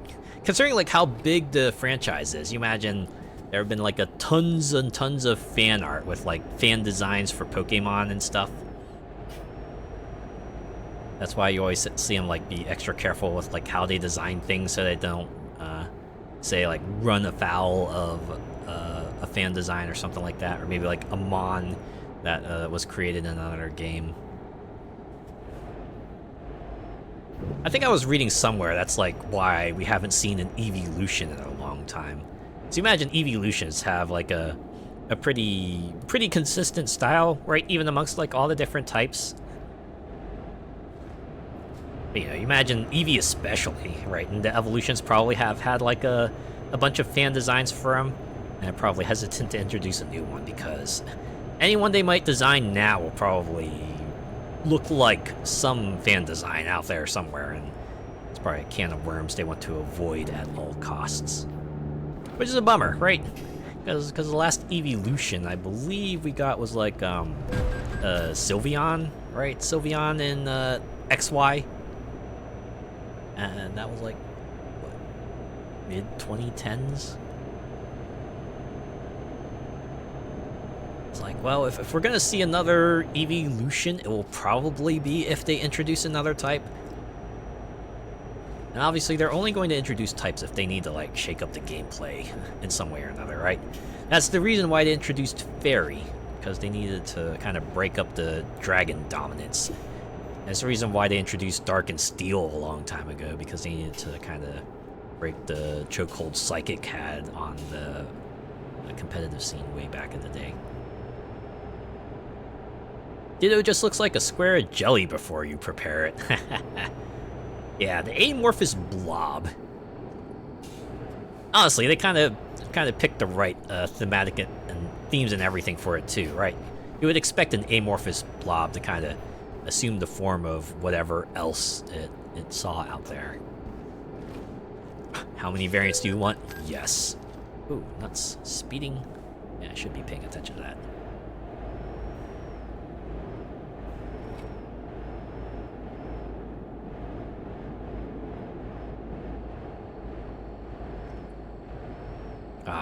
Did you see that they're making another Pokemon game, right? It's like a spin-off like Pokopia.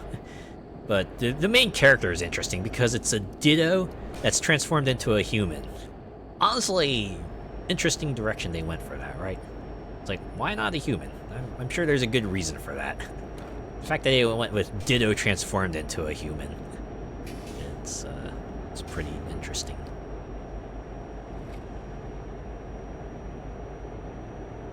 The human is customizable, so we do have that.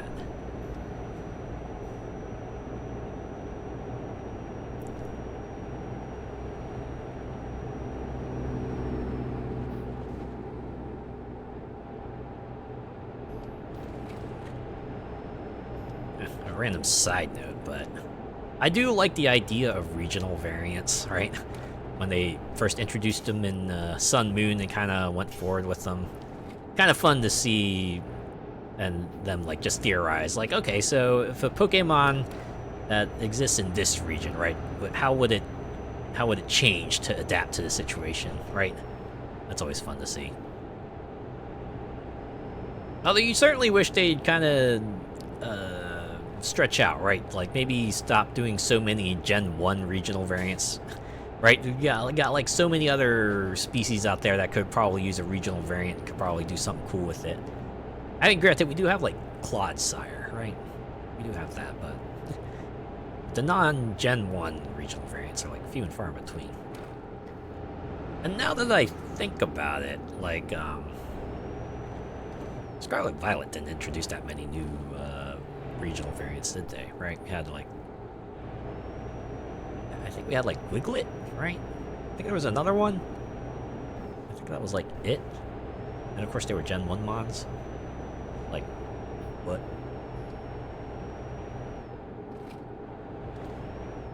How long before they totally choke out and saturate the market? I don't know. It's weird, right? Some of these things have a lot more staying power than you think. You think, oh yeah, it's just gonna be another passing fad, but it's like, nah. It's still around, right? Still picking up fans. We got new fans as well as the old ones. Kinda weird. And it's pretty cool too, right? Let me be perfectly clear about that. It's pretty cool. Yeah, remember Pokemon becoming like the global phenomenon to start with way back in the day, and still has staying power even now, right?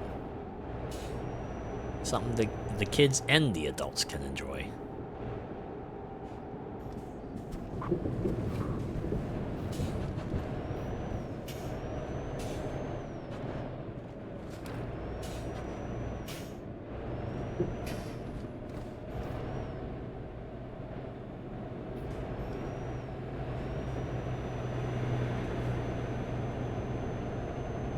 Now you got me wondering. What sort of trainer design would I have, right? Like, what if I had like a Pokemon trainer alternate universe version of me? What sort of style would I be sporting? Personally, I'd probably just like start up Sword Shield again and see how I design my character there. And that would probably just be like, I'd probably kind of work from there for my Pokemon trainer me design. It's like either that or probably just like maybe do a variant of like Leaf's outfit.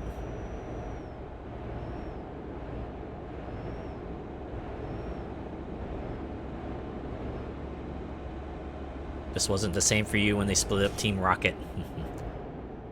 when they break tradition.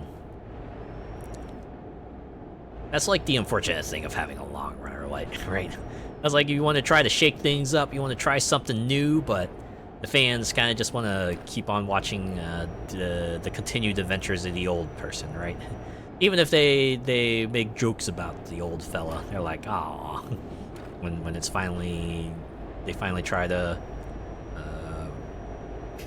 let them ride off into the sunset.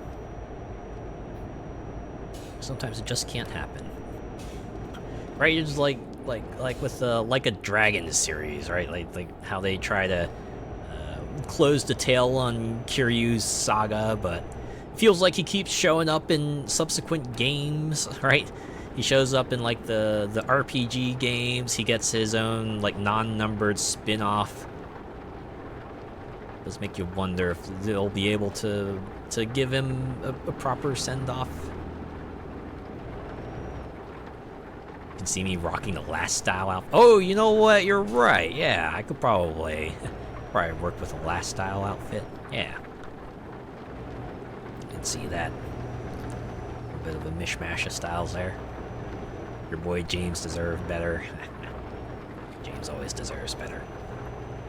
Everyone in Team Rocket deserves better, but James especially.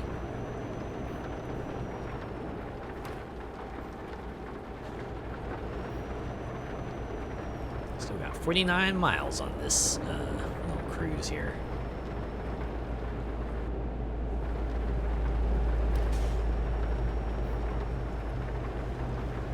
I think I set the rain probability like 10% in the settings. This is kind of funny. At the we got the roll, right? We got the 10% kicking in. And you know what? We're low on fuel. Might as well just like stop by in here. Even if we are close. The employer pays gas fees, so yeah. Oh, right. I have to hold the button. I can't just press it. Fill her up. All right, good.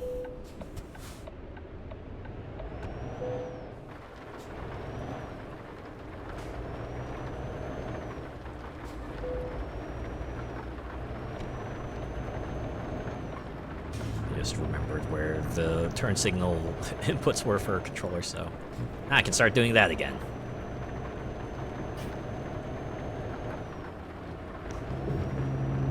Love how he never moaned or anything about any outfits he would wear. Oh yeah, he was pretty enthusiastic about them. He just like went right along with it. It's like, oh yeah, you want me to wear a ballerina tutu? Yes, I will gladly do that.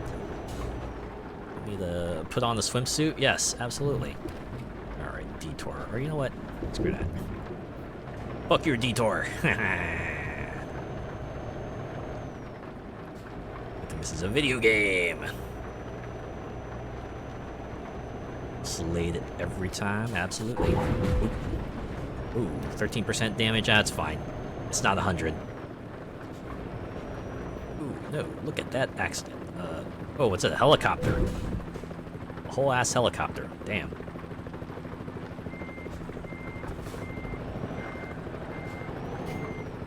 Actually, is there any way around it?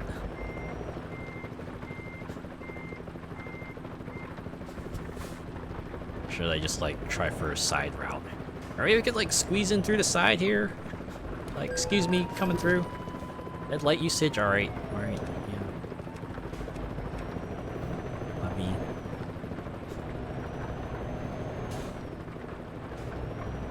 Obviously, don't do this in real life, kids. If you're driving a truck and you see a road is closed, then find a detour.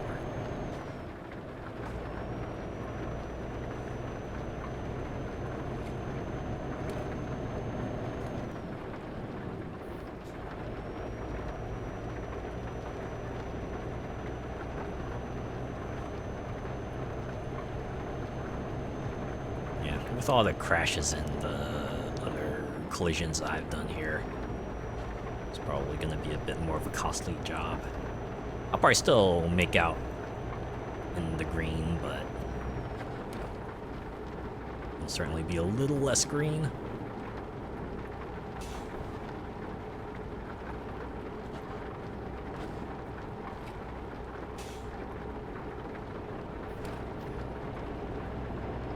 But yeah, James's absolute confidence with whatever outfit he wears is pretty cool. Right up to the point where he's like, oh yeah, you want me to put on a swimsuit? Oh yes, I will gladly put on a swimsuit. Right. He's that comfortable with himself, he can put on a swimsuit. Just like that.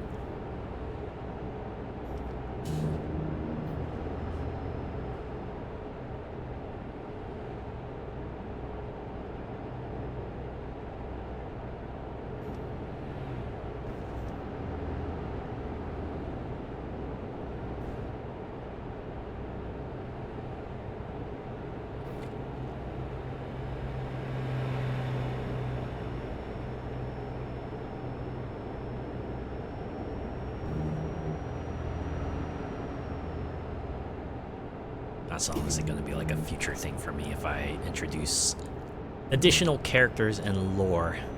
Right now I'm going to have to see if I can commission like a beach scene. That's going to be fun because I get to think up of all sorts of swimsuit designs for all the characters. It'll be pretty fun. It's like, okay, so what kind of swimsuit would this fellow wear, right? What would help emphasize their personality? No. Yeah, good on him for not being afraid to cross-dress, and they didn't make him the butt of jokes, right? He wasn't just like a walking punchline. You respect that. Alright. Here? Yeah, we're pretty close to the destination now. Very nice.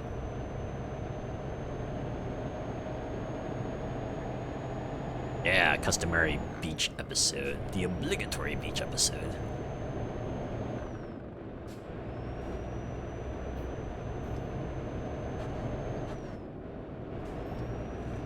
Swansea discovered. It's a pretty elegant name. Swansea.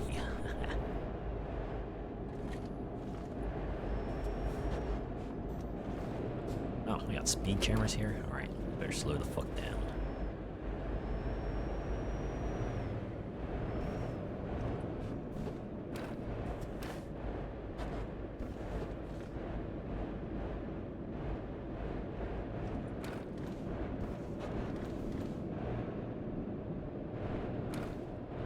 go left. First exit at the roundabout. Yeah, if not the beach, then the hot spring. That'd be like the mountain episode. Alright. Go in here. Is that Pro Speed? Is that the company name? Right. Maybe I'll do the drop off here. Oh yeah, that seems like that's doable. I think I can do this.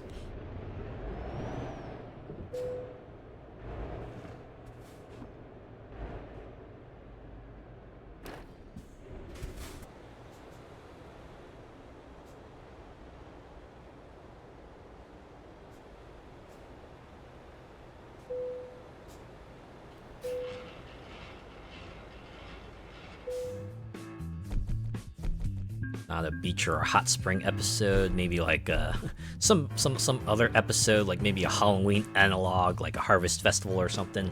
Some excuse to be able to put everyone in a different costume, right? Just really let the designers kind of exercise their muscles that way, right? Exercise their creative muscle. All right, where do we want to go next? Go all the way to Grimsby. We're gonna haul 20 tons of flour over there. Let's do it.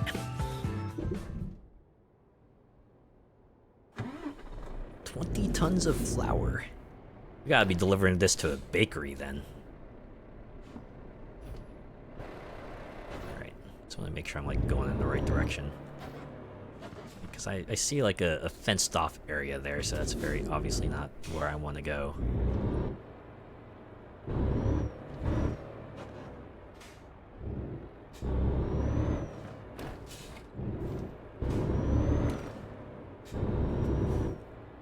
And I don't know if this is the way I want to go either. There's like a pretty closed off space. Alright, you know what? I should probably get drone mode out here, get a better lay of the land, and make sure. I don't know. Well, it looks like enough of a gap for me to go through, maybe.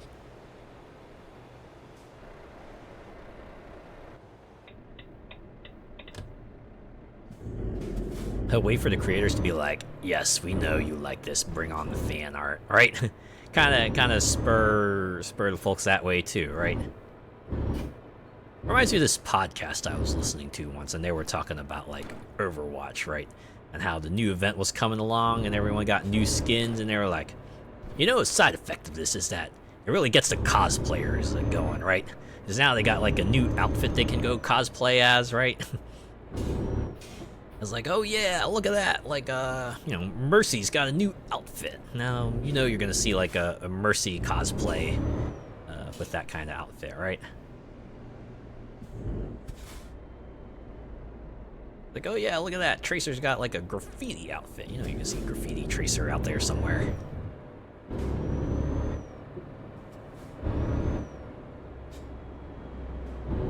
Imagine Marvel Rivals was probably like that, right? Everyone probably rushing to cosplay as like the Marvel Rivals version of particular superheroes.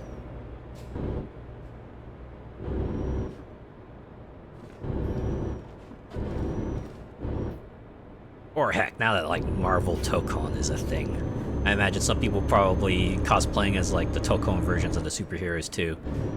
Like imagine like Jacket Captain America and Mecha Iron Man are probably got some people wanting to cosplay as them.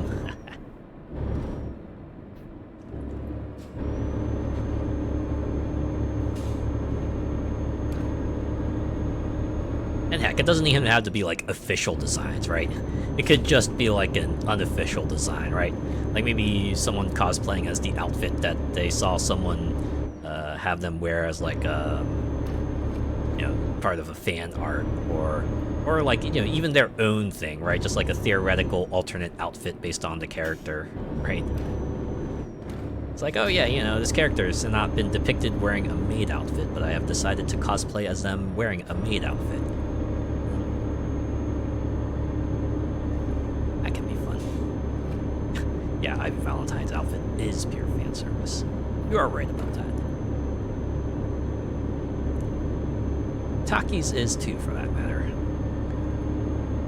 For different reasons. Some of them are similar, though.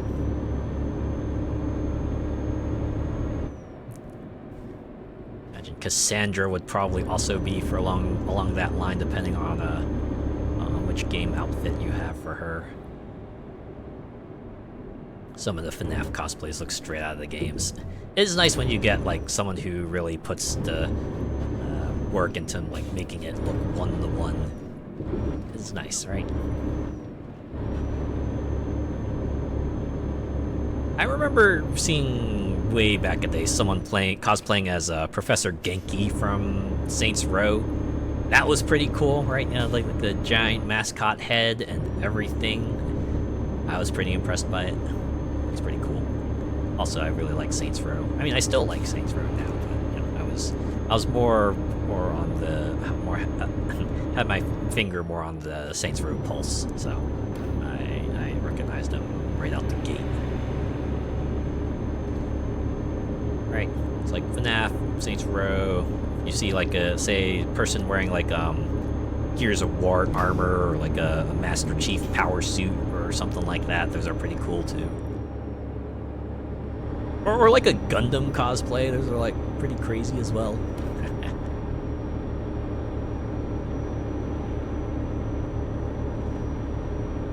Glamrock animatronics from Security Breach look amazing. Big props to anyone who designs those and goes out and about with that too. It's a lot of effort, right? A lot of effort in a lot of ways. Yeah, this is a 6-hour trip, right? 6 hours in universe.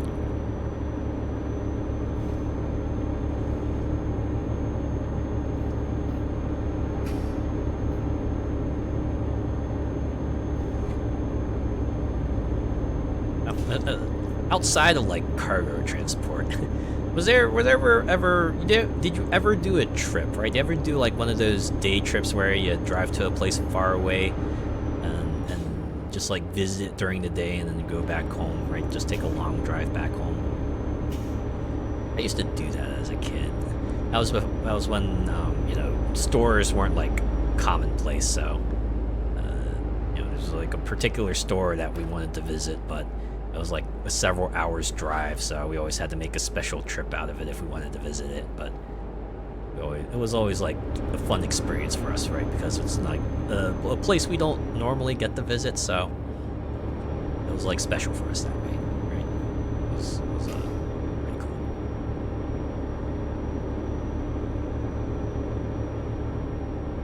Oh, you know, with the trip being as long as it is, it probably would be a benefit to me to maybe stop by and get some fuel as well, huh? Fill up this tank, even if it is half full.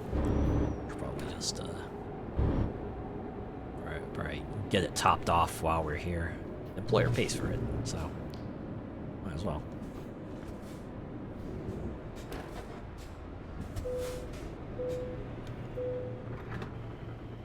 You did that a lot when you first passed your test? Ah, it's a good reward. Imagine a good reward. Just like get out there and see the world because you're free, right? It's like the world is your oyster now. Holy crap! That would be 1,000 euros. Oh my god! Once you start like driving your own trucks, that's gonna be like a big expense you have to factor in, right? There's profits you'll be making from the jobs probably be a bit less when you take fuel into account.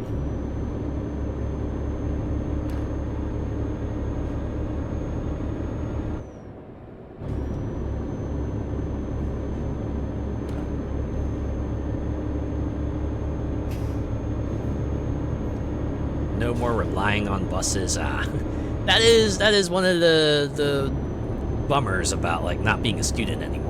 Because yeah, being a student, you do get a good amount of benefits. At least the college I went to, we did get stuff like reduced bus fare and you know, a suite of software that we'd have like free access to. And of course, you also had like access to like the library and research materials in the various facilities there that might not be as easily accessible if you're not a student there anymore. So it's like, yeah, take advantage of it while you can, right? Get your installs of Windows, get your copies of Office, get your various other softwares, and you know, enjoy the meals if that's part of the plan. You know, take advantage of the facilities, enjoy the computer labs and the gym and all that good stuff while you still can.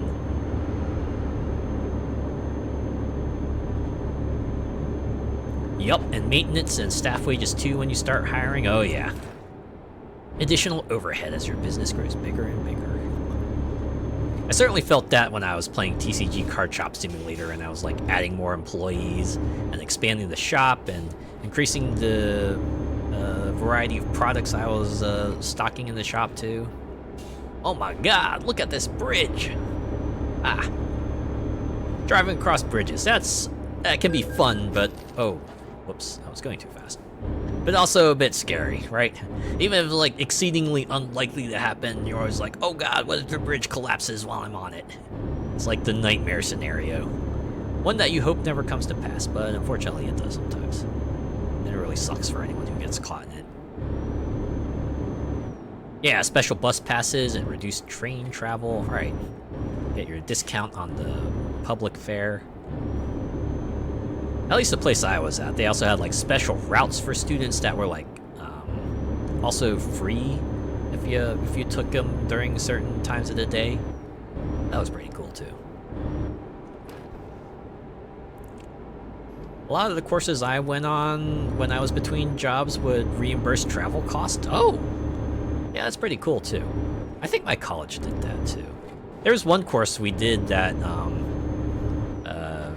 kind of required us to go to another state for a meeting, so they kind of covered the cost for kind of like having everyone rent cars and driving our way there. It's pretty cool, right? Got to see a part of the country I normally don't get to go to.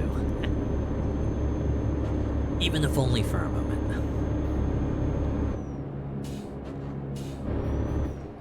Plus, with this, you're paying for 5 brand new trucks plus any owned trailers. Oh, you gotta take that into account too? Oh, okay. Turn signal, because I can do that. Easy to burn through $1 million plus when you buy a new garage and getting it up and running. I was like, oh yeah, I think like 16,000 euros is a lot now, but oh man, once I start expanding my business, it's not gonna seem like so much anymore. And then there's going to be all the overhead and the maintenance I gotta do after the fact. I guess the nice thing about this game is that even if you do hit like rock bottom, right? If like somehow things don't work out and like, you know, things are kind of just like falling apart left and right, you'll have the quick jobs to fall back to, right? There will always be companies out there looking for a hired hand to help quick transport a thing from one place to another. You can build your bank back up that way.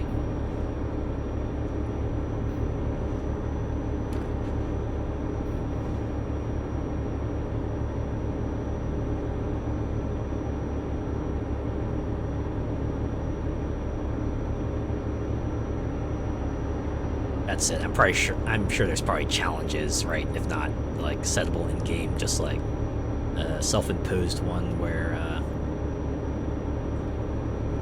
you set like certain limits for yourself and try to work within that. It's like how was it the Snow Runner and the Mud Runner games have like that hardcore mode where you know, certain things will start costing you money now, so you have to be extra careful about like what you do and where you go. You have to absolutely make sure that you're doing the things you want to do, right? Because when things like fuel and stuff become finite, right? And when your money is finite, when that stuff like starts costing money, you have to really plan things out. On the plus side, you max out distance and you can easily earn 100k plus per job. Yeah, I can imagine.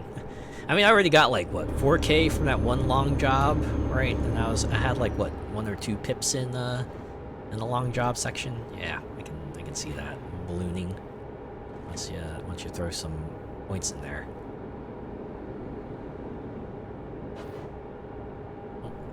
Fast. Gotta go slow. Gotta go slower, slower, slower, slower, slower. Stop, stop, stop, stop, stop, stop, stop.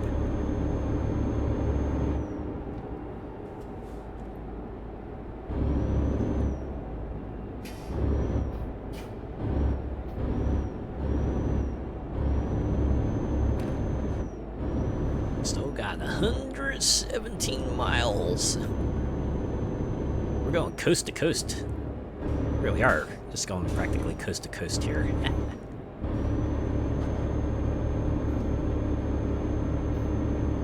Man. See, if a Space Ghost show like took place in England, it would be a much smaller production, right? I'm kidding. I'm kidding. Go from one side of Europe to the other, it's a license to print money. Yeah, that's on the other hand, right? If you're going across the entire continent of Europe, you'll be making bank. That's why you want to get the DLC, right? So that way you can cross the country.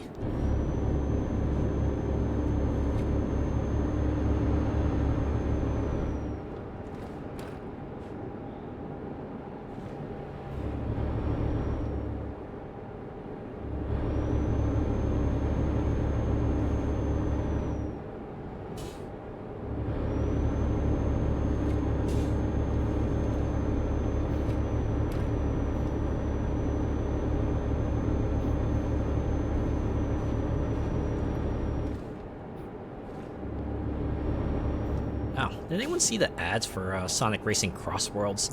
I saw they like put a few up on YouTube, and I imagine they're probably airing on TV as well. But they've gone the route of like doing the whole, you know, the retro tribute style, right?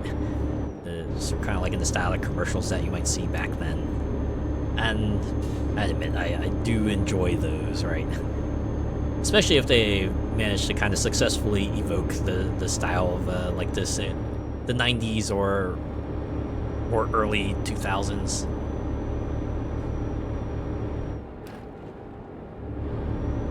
From what I've heard, the Crossworlds commercials also include like a little jab at Mario Kart, right? Nothing too mean-spirited, right? I imagine it's probably like a good light-hearted one, but yeah, it's always a fun time. I should probably go watch those on YouTube just to see what they are.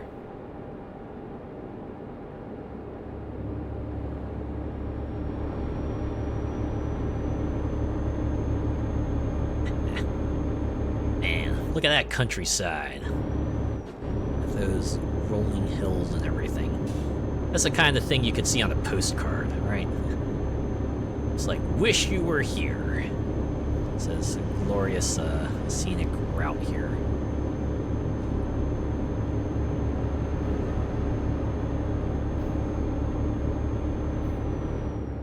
I think I mentioned this already, but there is a game I do want to play on in the future that's called Keep Driving. It's basically like Road Trip the roguelite. You just like hop in a car and then you just like encounter various hazards along the way. And you gotta use like various skills and items in your inventory to kind of help you know, survive your way through. And along the way, you also like pick up random hitchhikers who also provide abilities, and you'll get to do things like you know, explore a park or explore some alleyways, or just like take up random jobs and you know, stop at various hotels in your quest across the country.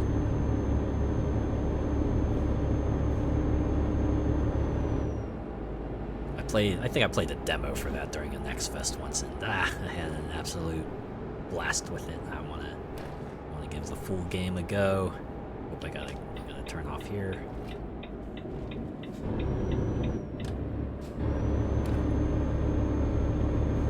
A patchwork of fields, yeah, right?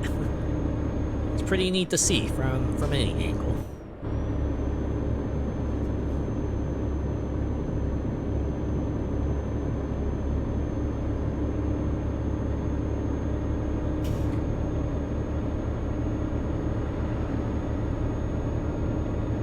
really does sound like that van life, doesn't it?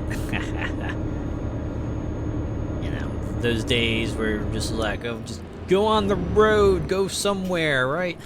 Or, you know, maybe you do have a destination in mind, but it's far, far away, and you know you're gonna see a lot of things in between, right? Gonna see a lot of sights, so pick up a lot of stories, and all sorts of experiences. Oh, you know what? I just realized I was on the wrong side of the road. Oops.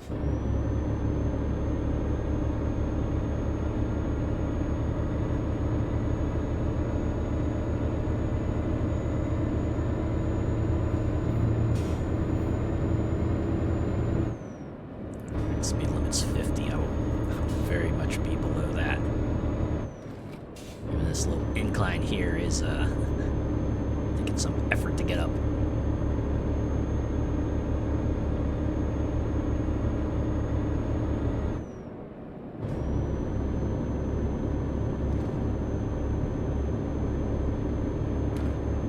Oh, now it's downhill. It's all downhill from here. Gonna be a downhill jam.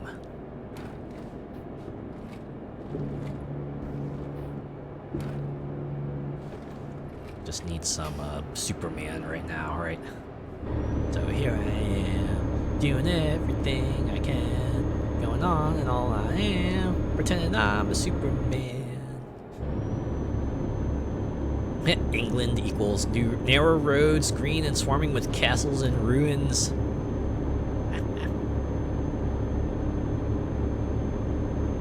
Still quite a sight to see, I imagine.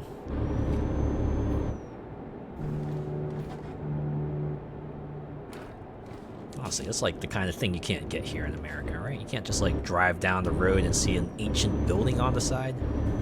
Mostly because we don't have ancient buildings.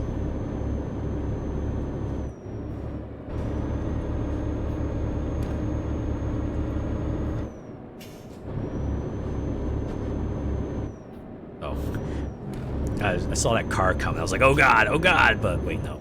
it's on the other side of the road.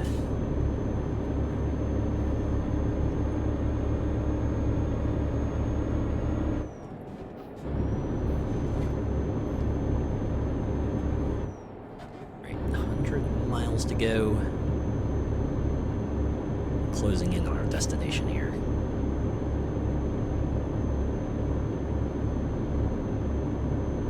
It's probably like parts of the trip like these that are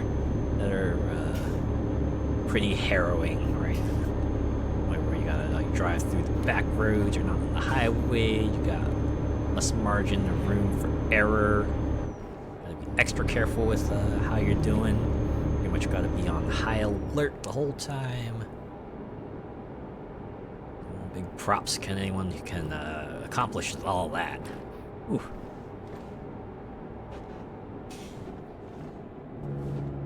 Good with just doing this in a video game. Oh, that's for sure. Okay, I'm gonna turn left here.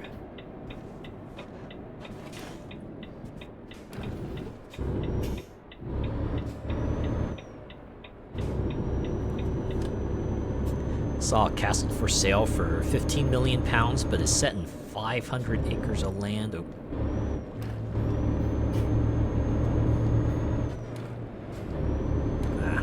Some primo real estate right there.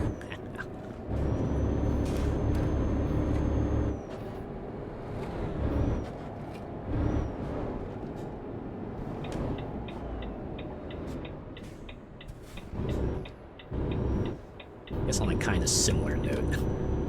Just for fun once, I decided, oh, you know what? I'm just gonna go to like the Lamborghini website, right? I'm just gonna go to the Lamborghini website and just like see what that's like, right?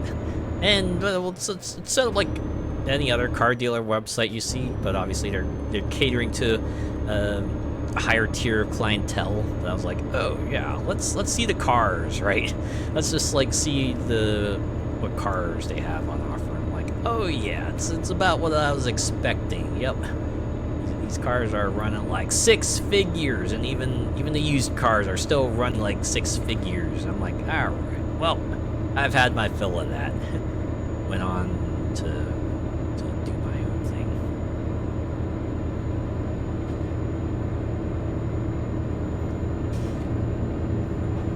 I also checked like Ferrari website for fun.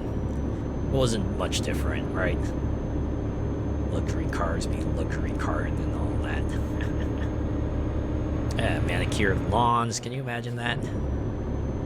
Just taking care of 500 acres worth of lawn. Like the kind of thing you'd hire like several mowers to take care of. Perfect to host an intimate con, that's true. Certainly would be quite the mood setter for sure. Come to RE0Con, right? Or come to RE0Con.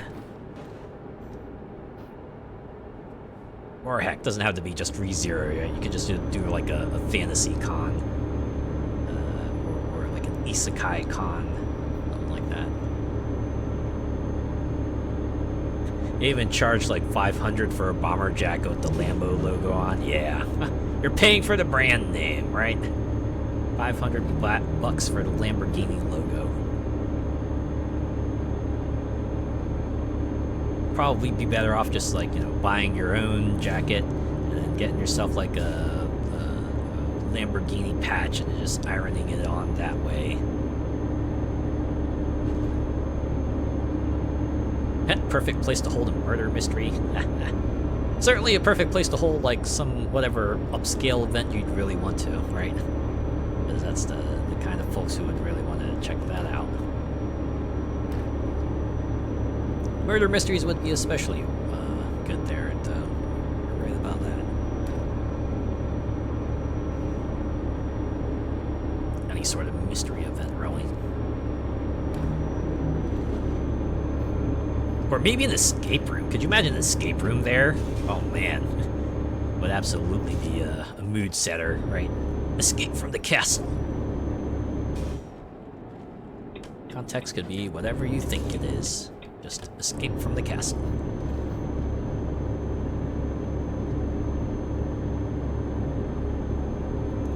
Or actually, I just had an idea. What if laser tag, right?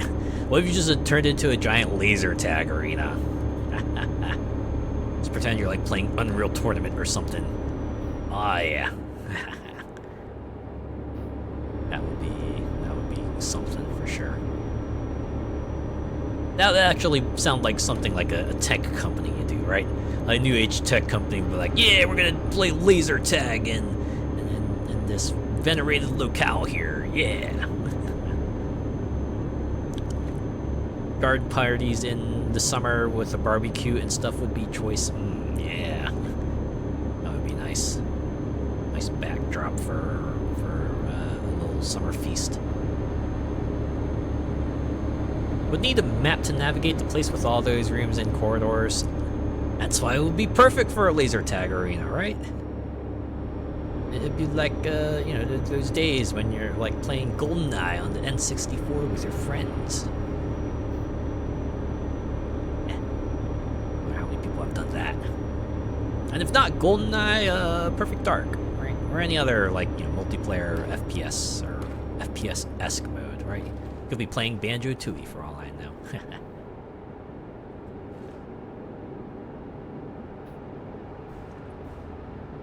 Hey, we're getting pretty close.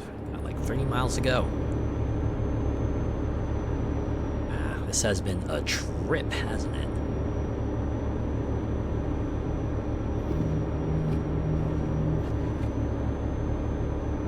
A trip with a lot of rumbling and a lot of smacking things around. Hide out in the wine cellar. Just help yourself to the amenities.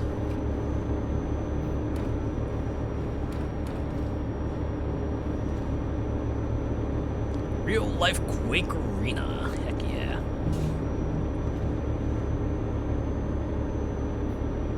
Oh, I need to be on the other side. Excuse me.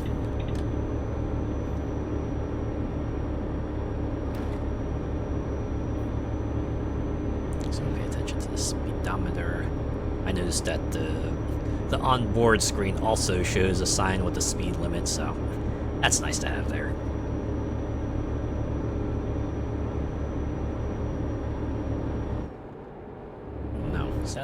broken down truck up ahead? Or is that just like a slower moving truck? No, they're moving. They're moving. Okay. Thought it was like another random event, but thankfully it wasn't.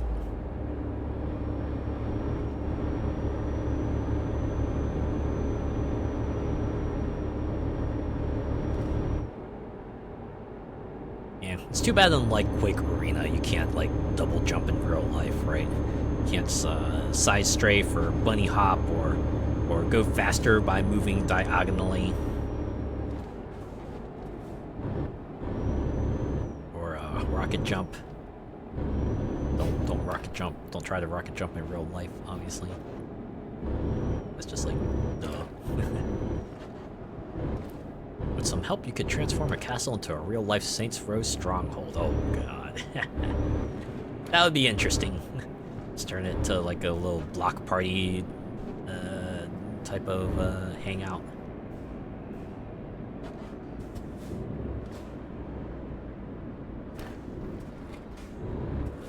There's a roundabout. Alright, looks like our destination will be on the right. Yeah, the epic jump pads. Oh god, how would you do those in real life? It had to be like a trampoline.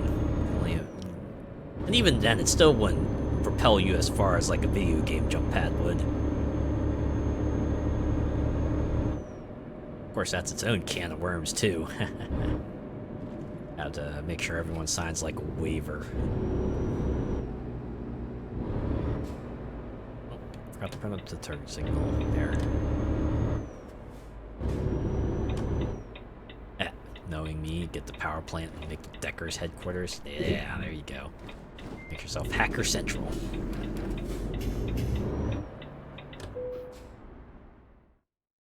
Okay. Alright, I think I can do that. Pull this over. We got a nice guide on the side, right? We can use this fence to help ourselves. Help guide ourselves. Oh, I have to watch out for that pole, though. Watch out for that polo. Okay.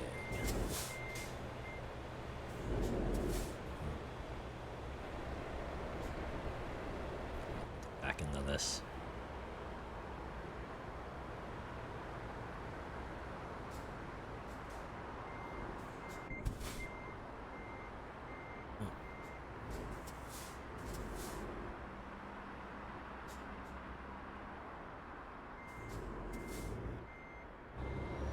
Oh, no, that's not it.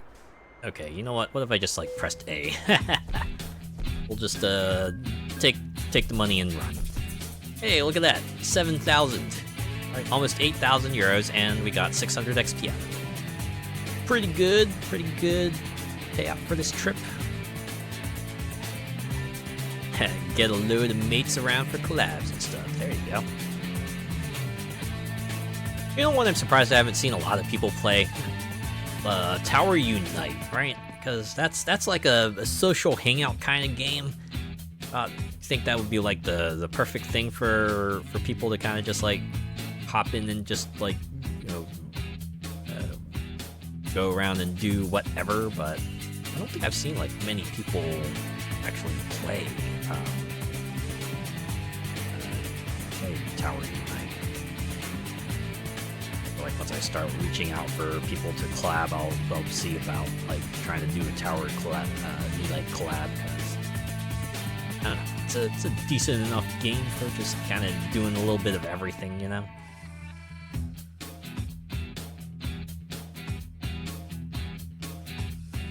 Okay. Actually, I want to do that one Denmark route. Go from Paris to Denmark. This will probably be the last job we do. We'll close it out with this.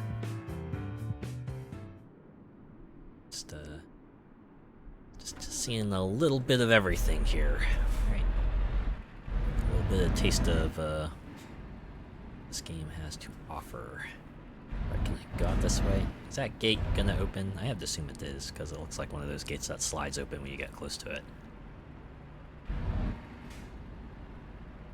No, it's not. Oh, nope, it's this gate. All right. Saw the X's out there. I was like, okay, no, this is probably the route we want to take. Turns out it is.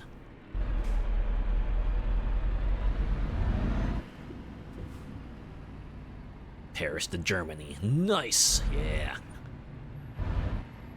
Seeing a little bit of everything. Okay.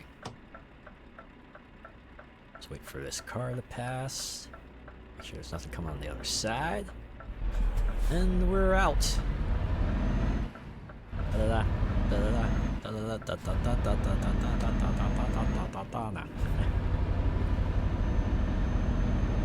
326 miles, estimated 8 hours in universe. Alright, you know what? You can just pop over here, right? You can have a better view of the route planner.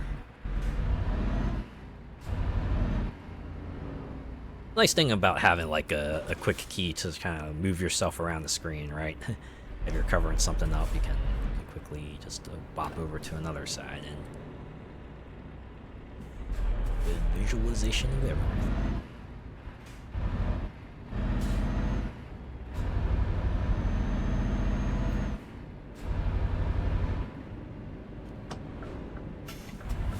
Go left.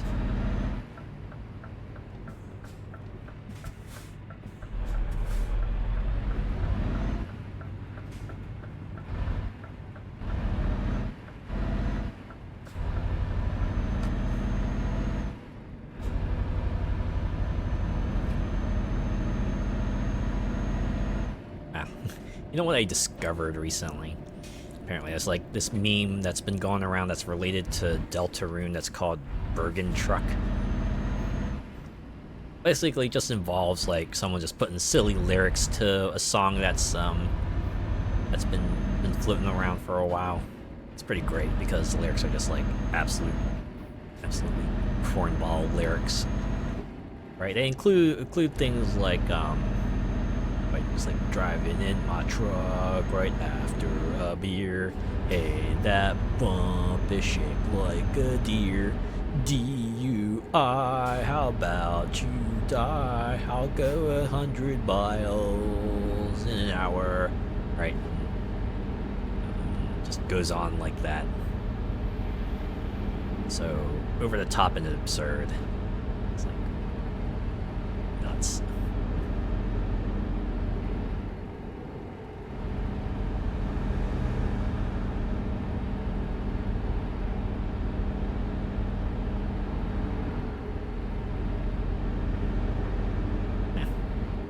I think this place kind of runs under an airport. That's kind of crazy. Saw that plane up there. They must have gone into putting all this together. XD, yeah. That was my thought. That was my thought exactly.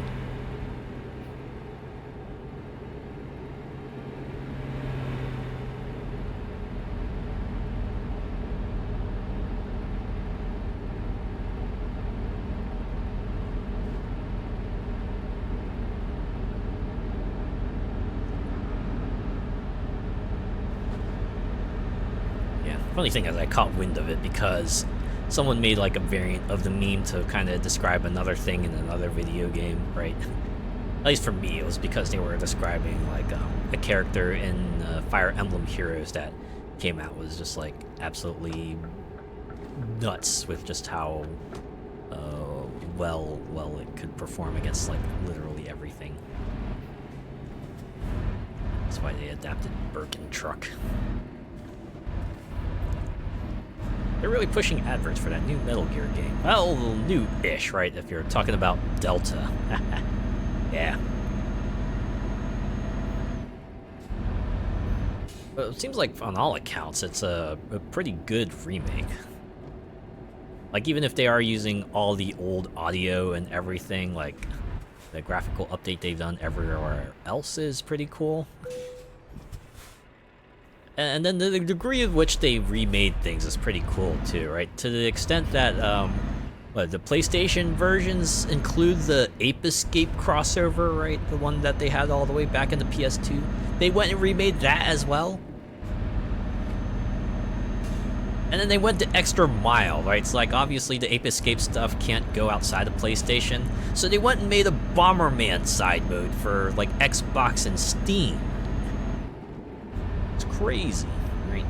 Like, even if it is yet another remake of an old game, at least, it looks nice.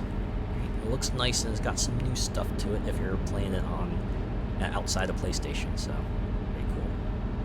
Oh, and apparently that one dream sequence that they had, right? Because the Metal Gear Solid 3 does have a dream sequence. Apparently they brought in Platinum Games to kind of adapt a new version of that, so that's pretty rad.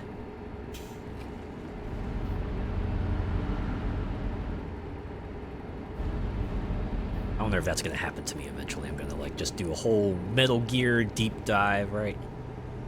If I were to do that, I'd probably start with like Metal Gear Solid 1, right? We'll play the mainline games and the side games. With the only change being I'll probably save Metal Gear Rising for the very end because, you know, you gotta end the whole thing with a bang, right?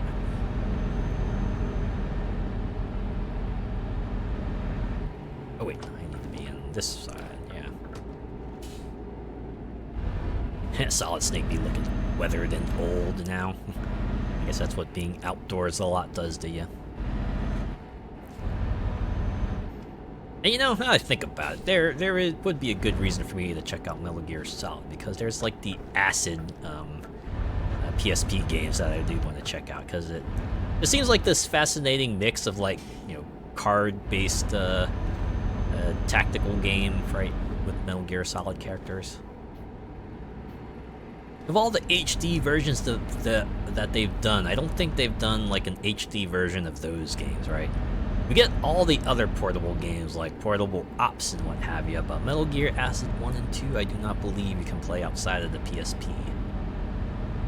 I mean, not legally anyway. That'd be pretty cool though if they were to do like Metal Gear Acid 1 and 2 HD. I guess the only issue would be, is there going to be enough of an audience for them? Right, like everyone likes the mainline stealth action series, and of course everyone likes Rising, but would there be enough of a crowd clamoring for the card tactics-based game of the Acid sub-series? I hope so. I remember the hype over the first PlayStation MGS game was like the next coming or something. A lot of the big games were like that, right? A lot of it was like Final Fantasies and like even the Crash Bandicoots and the Spyros. Of course, the driving games all got that sort of hype around them. Of course, back then the hype was different, right? Because most of it was like generated through like the monthly gaming magazines you got, right? You get like the cover article of like the hot new game. You're like, oh man, can't wait for that to come out, right? You just like checking the store or you know, you go by this video game section of the store every time you're there to see if it's out yet.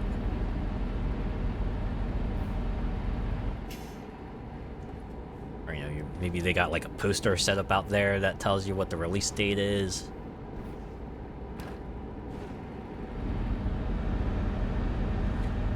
Yeah, it's not like these days where you can just impatiently waiting on their YouTube channels or something, waiting for that next video to come up. So you get the, extra, the continued rush of emotions as new material pops up. Quite the change, right? Just imagine comparing the old days like magazine ads to like, say, the Brawl. Right, the lead up to Brawl when they had that website and they were releasing like a new thing every day. It's like, here's a new character, here's an item that you may see, here's a stage, here's a couple other mysterious things that we're gonna vaguely allude to. yeah, that was its own fun time. The intro to the OG Gran Turismo still holds up. Haha, that is pretty cool. It is nice when a thing ages gracefully. Right, even if, like on a purely technical aspect, it might lag a little bit. Presentationally, if it manages to pull it off. It's pretty cool. Yeah, some of those old magazine ads for games were really out there. Yeah, some of them were pretty trippy. The one I remember in particular, I forget what it was about, but it was like a guy was screaming, right? His mouth was open, and then his eyes were also mouths for some reason. Yeah, I remember being like thoroughly creeped out by it. I would always have to like leaf past that page really quickly if that ad ever showed up.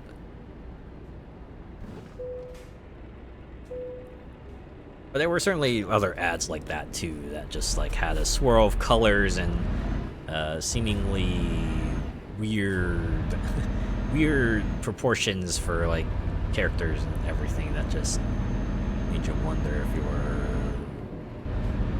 like wandered into a different dimension or if you were like on something, right?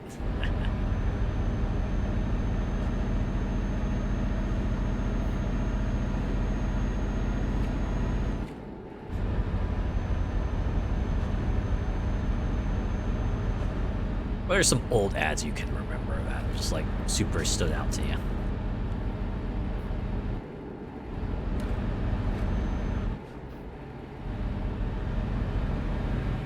It wasn't an ad, but I remember like a box art for an old video game. It was a shmup, right? It was a shmup, but for some reason, the cover depicted like an old guy with a banjo, right? And there was like, I think the game ship in the background. That's the box art they went with.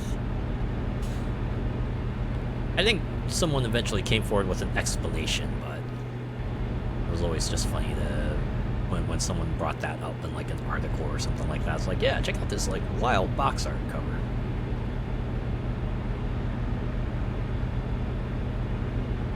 I remember the one for Spyro. It was a charred and burned school bus, and the caption "Spyro played here." Right, you gotta have that hardcore ad, right? It's like, oh yeah, look at this, right? This character is a force of destruction, and they were just playing around. Right, this wasn't even them being serious. They were just having a fun time.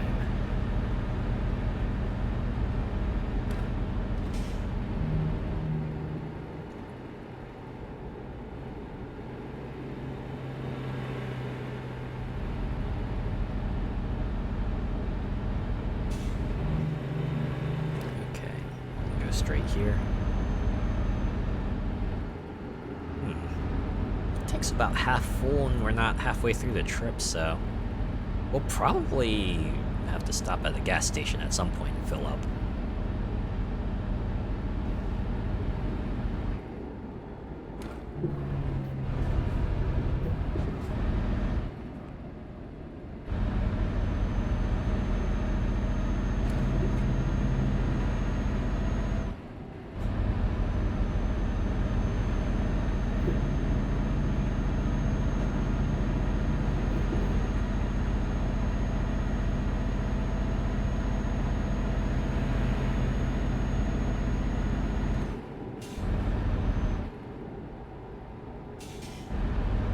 Contra had that scantily clad woman next to the arcade cabinet. Oh, yeah. Yeah, it was that time too, right? Sex sells and all that. Reminds me of was one ad I saw that was basically, oh, it was like this woman that was like dressed in lingerie and was like, oh yeah, I was ready for some bedtime action, but he wouldn't stop playing on his console, right? Like, oh man, this console is so good, you will not want to have sex. Oh my god, this console is better than sex. Imagine that.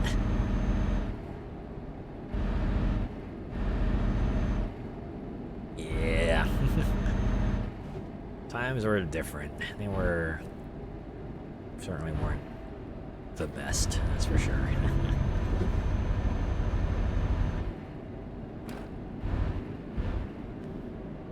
I think I remember specifically there was like an EverQuest ad too. There was an EverQuest ad that did depict like a woman wearing basically an outfit that was along the lines of like what you might see on Xeno Warrior Princess, right? Forget what else it was there, but it was basically advertising EverQuest. I just remember that much.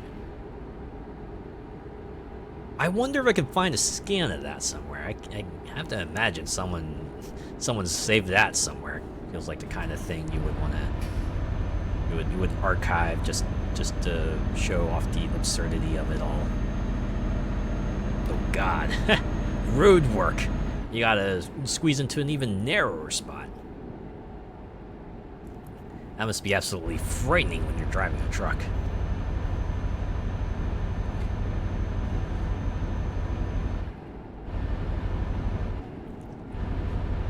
The one for Video Jukebox VJ had that guy with the elongated forehead with a load of cartridges embedded in his forehead. Ugh. I'm glad I didn't see that one. Ooh. For a kid me probably would have been freaked out by that. Yeah, you get ads like those that can just be like purely trippy.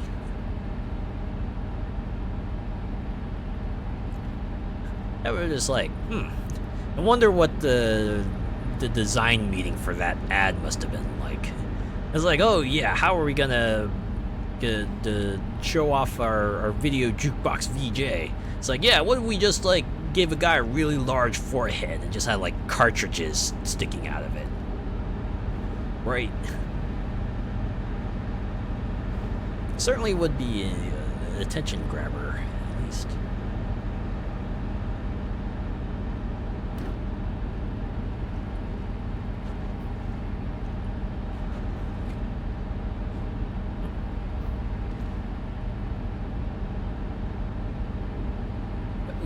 Airport. I feel like a little kid right now. See airport, I'm just like, airport! If I see a horse, I'll probably be like, cow! See a car like that, I'm like, Ford! No, I'm kidding.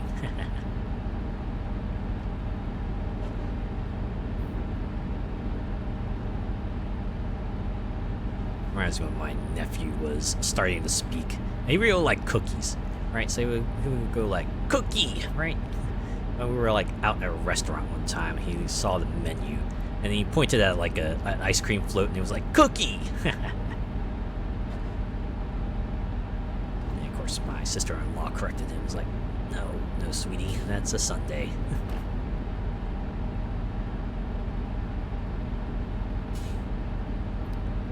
Do 250 miles per hour in your underwear was an ad for Rad Racer 2.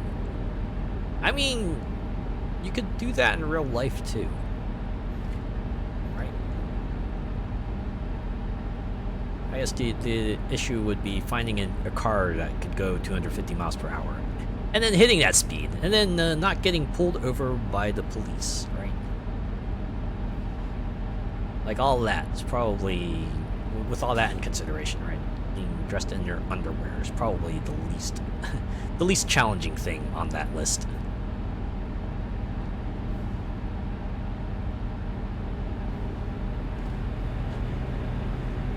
And honestly, streaking is a lot more fun when you're running anyway. Don't be a coward. Get out of the car if you're gonna do that.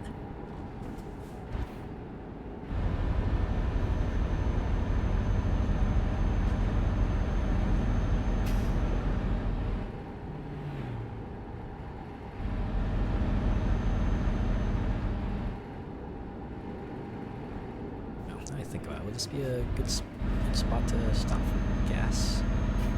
Got a station up ahead.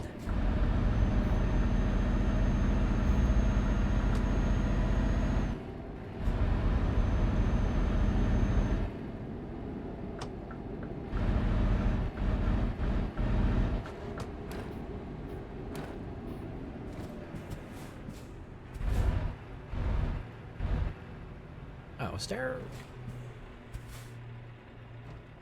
Oh. The little point is all the way over there. Okay, yeah. I'm guessing these are like fill-up spots for the small cars, but the diesel pumps are all the way over there. So many sports events interrupted by that. Yeah, the big epic play cut off by a commercial. I think that actually there was actually an infamous occurrence of that in the States here. It was like some play happening for like the Super Bowl, I believe, got interrupted by an ad. It kicked up enough of a fuss that they had to implement like a new rule or something like that. I don't know. They were able to like regulate like how ads were shown during sports games. I mean, admittedly, I'd understandably be pretty annoyed if you know, a pivotal moment in the show got cut off by like an advertisement.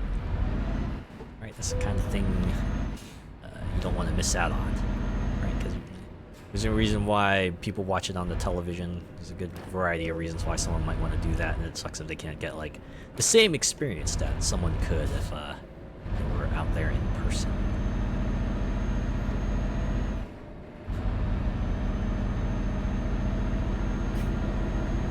All right, well, filled up, so we should probably be good to go to get to our destination.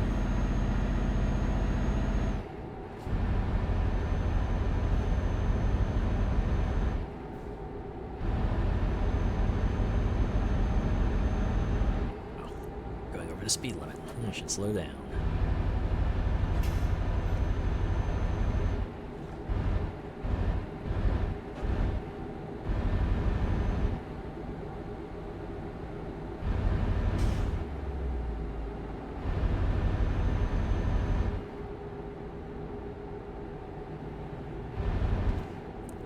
All good until it's shown live and you're waiting for the following program to start, but they run over time. Oh yeah.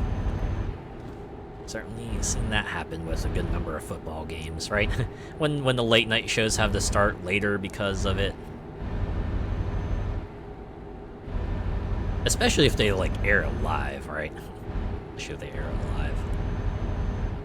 But sometimes if they like pre-record it, then they might make a sly comment or two about it.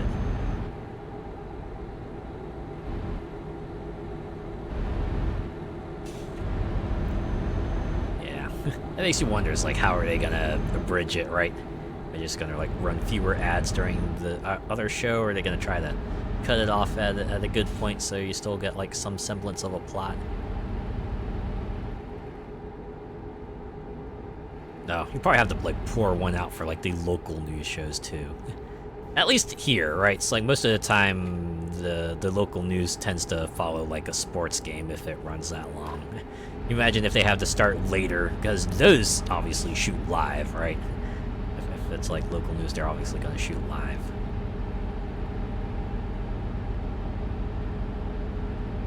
Yeah, the game's over and they're just in the studio just talking about the aftermath and interviewing the players and just bantering amongst the hosts sometimes.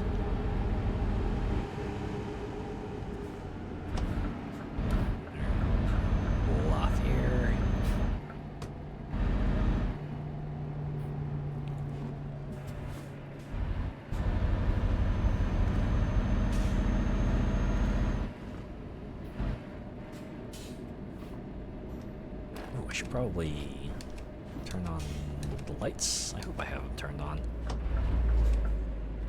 Well, I guess we'll see. If I get dinged for not having the lights on, then I'll know. Is there? Oh, I see a traffic light. There's definitely a traffic light here.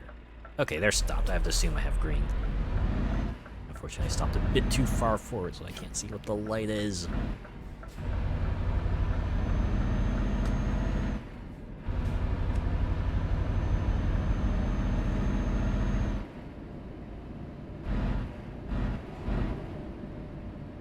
Oh, is it just like a pile of garbage on the side? Wow.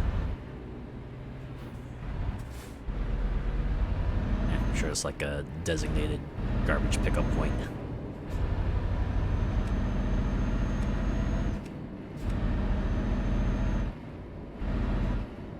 Red light.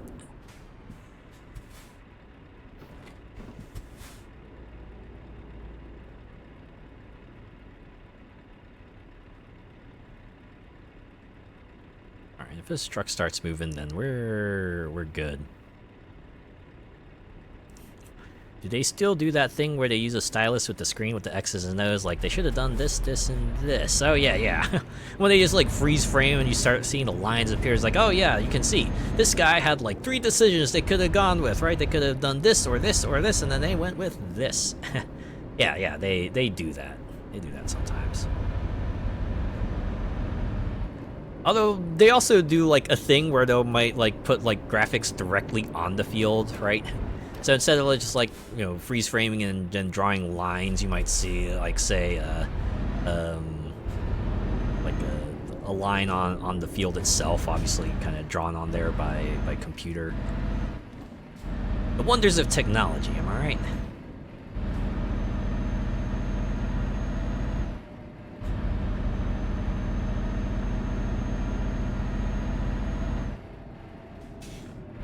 And then sometimes when they do like a recap, they might have like a even fancier graphics, right? Like they might like put fireworks or flames or lightning bolts or maybe like funky rotating graphics on the ball or something, right? Certainly give props to the people who can kind of put those together on the fly like that, right? You got like only several minutes that you can use to kind of punch up the presentation of a highlights reel. So you do what you can, right? That certainly takes some effort and some quick thinking right there. Some knowledge of the technology you're using, all that stuff. Yeah, the painted ads on the fields that look 3D through the camera.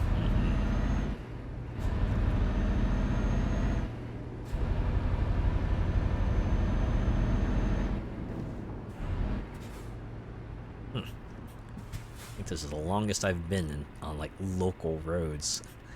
Like, feels like driving through town proper, kinda sorta.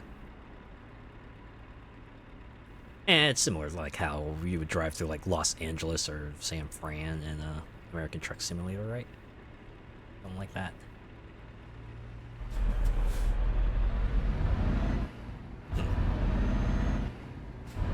I guess some traffic lights in Europe do a thing where it's like yellow, then green, right?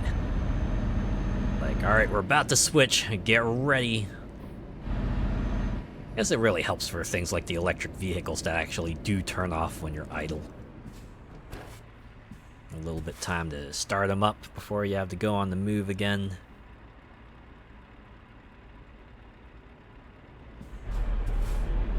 So it's like a 3, 2, 1 countdown, right? It's like a 3, 2, 1 countdown. Get ready to race. Like beep, beep, beep, and you're off. Back on the trip. Yeah, every light red. Yeah.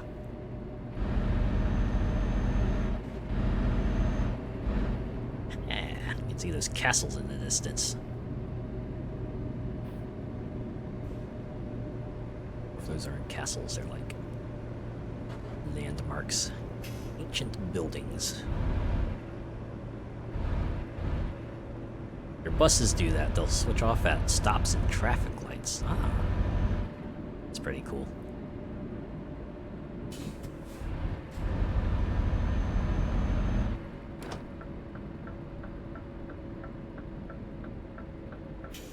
Yeah, any way to save power is worth welcome, right? If it's more efficient, then why not do that? So I probably didn't have to put up the turn signal there. Alright, that's a green light. We can just go straight through. That's a red light, so I gotta stop. Yeah. See that construction site on the right there? That's totally a place where you could potentially pick up and drop off cargo. Sure. Ooh, see that bridge in the background? I see that train on the other side too. Oh, it's because there must be a train station. Ah, I like it.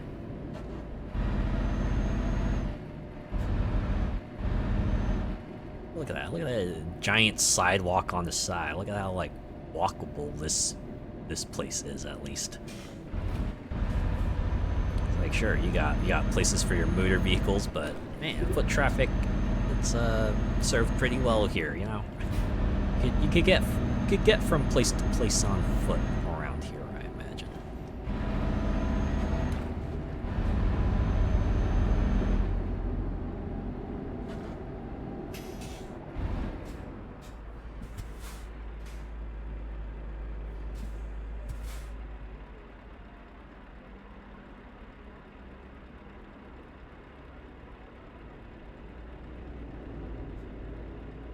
Oh, there we go. Fire truck. Fire truck! I'm like a little kid again. Fire truck! Fire truck! Yeah, definitely not the US. Yeah. It's like a lot of places where it feels like they were designed more for cars than they were for people. Bit of a bummer. And you see some places that try to kind of course correct on that regard, but certainly got a long ways to go there. Certainly not going to be a small undertaking for sure if they ever decide to do it.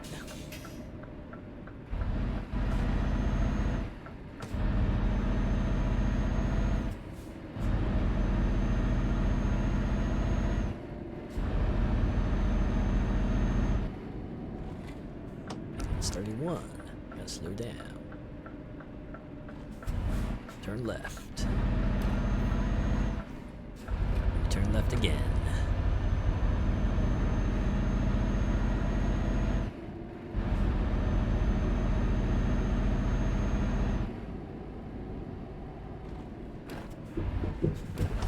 There's a little gate, so gotta wait for them to raise it. Let me in. Let me in. A lot of streets that have closed and are pedestrianized in your town. Very nice. We get that sometimes here, but they're only closed off temporarily. They're never closed off permanently. It is pretty neat when the street is closed off and you just get like a little mini festival happening in that particular part. Although, funny thing about that, right? One time, they did have one of the streets closed off. And there was like a party happening, but I guess it was like a private party. I was looking around and like seeing, oh, like what is the purpose here, right? Why are the people here? Didn't look like any sort of party that I would be at. And I was like looking at the signs. I was like, yeah, it's like a block party, right? Company block party, a private event. And I was like, oh, I just happened to inadvertently walk into it. And I just like walked my way through, right? Paid it no more mind because obviously there was nothing for me there. There we have it. Ooh, look at that, almost 10,000. Honestly, I don't know why I didn't. I should probably, if I go back to American Truck Simulator, I should probably take some skill points in the long distance category. Because not only do they give big payouts, they also let me reach further places, potentially. Right? Seems pretty cool, right? Alright, well, in that case, yeah, let's save the game. Just save here. I think, yeah, I'm gonna go back to the title screen here because I think that has been a good session of driving through Europe. Yeah. Yeah, it's fun for the same reasons American Truck Simulator is fun, right? It's like chill driving through some cool locales, and we'll definitely come back to this, right? If we have a downtime in playthroughs and we just want to kind of chill out and just chat and have a nice calm night of gaming, then we can do this, right? Just something to keep in the back burner for the future. But yeah, hope you have enjoyed this as much as I have. And yeah, for now, I'm gonna call things here. Have a good night. Yeah, you have yourself a good night too, Molecular Shadow Fox. A good next day. Thanks for hanging out. And thanks to everyone who came by and hung around and chatted. And even if you just lurked, I appreciate each and every one of you. So yeah, this is it. Final stream of me in mainly pixel form, right? Taking off on Friday, so I have some time to prepare because Sunday is the big day. I'm gonna debut. I'm gonna have the full big anime me live 2D models finally gonna get some full-time use, right? We're gonna do the debut. I'm gonna introduce myself, and then right after that, we're gonna start Inscription. That's a game I've wanted to start for a while, but it's like one I purposely held off on because I wanted to wait till post-debut, and like, yeah, since that's happening, so I'll finally start Inscription. So it'll be like a double feature, right? Yeah, I hope you're looking forward to that. I hope I will be ready. Okay, let's look for someone to raid. Let's see who's out there. I have some ideas in mind for who I want to raid. I just want to see if they're still online. They might not be online, depending on their circumstances there. Looks like they might have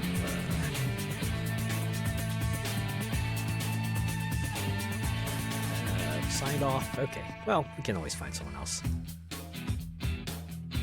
We can find someone else. There's no lack of streamers out there.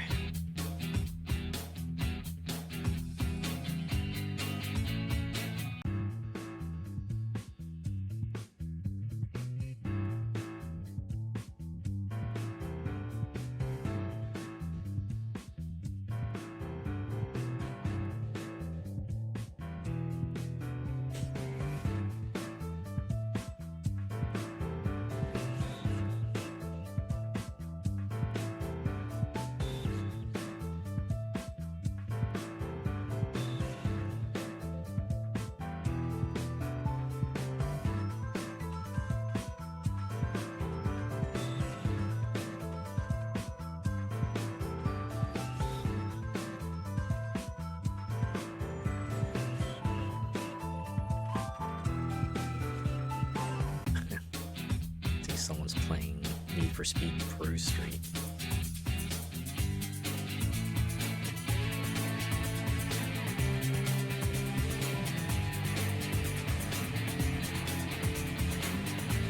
Said, oh, we're not gonna read it.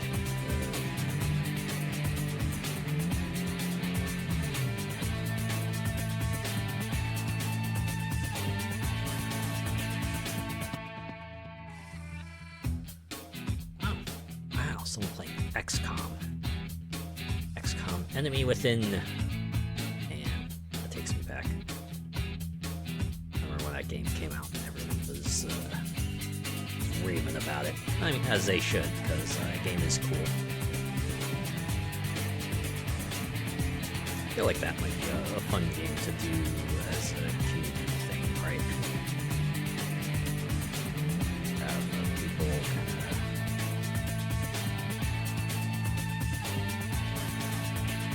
as characters and cheer them as they go through rigmarole, right? They survive or not.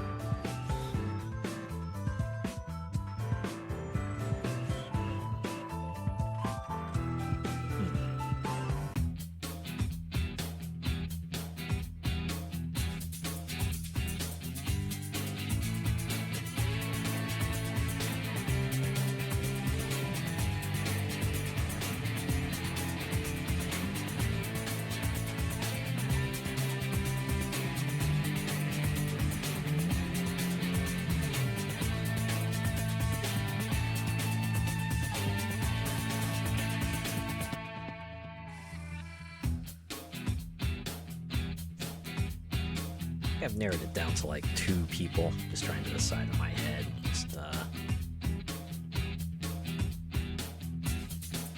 which one do I go for?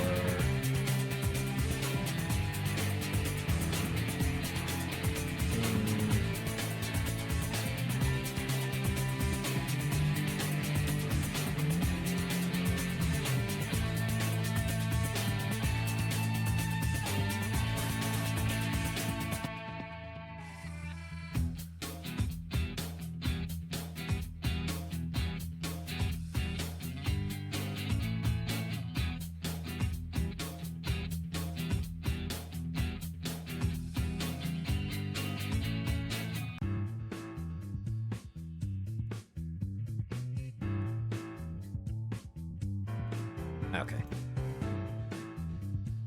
I think I've decided.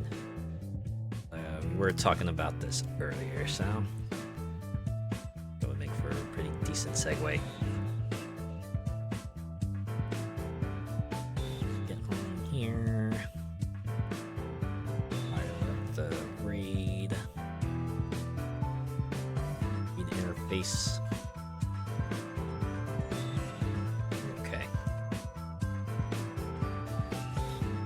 Good to go. Alright. Raid a message tonight. Going to be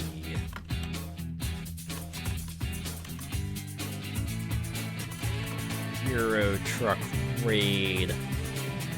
And the fellow we're going to raid into is Rico. They are playing Deep Rock Galactic Survivor. Yeah, the game that just came out like 1.0, I want to say today. Honestly, one of the cooler like survivor horde survival type of games out there.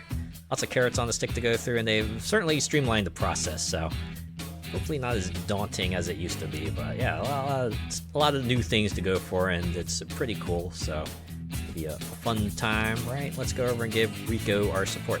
If you're joining on the raid, give them a Euro Truck raid, and if not, have a good rest of your week, have a good start to your weekend. I'll see you on Sunday for debut. Take care.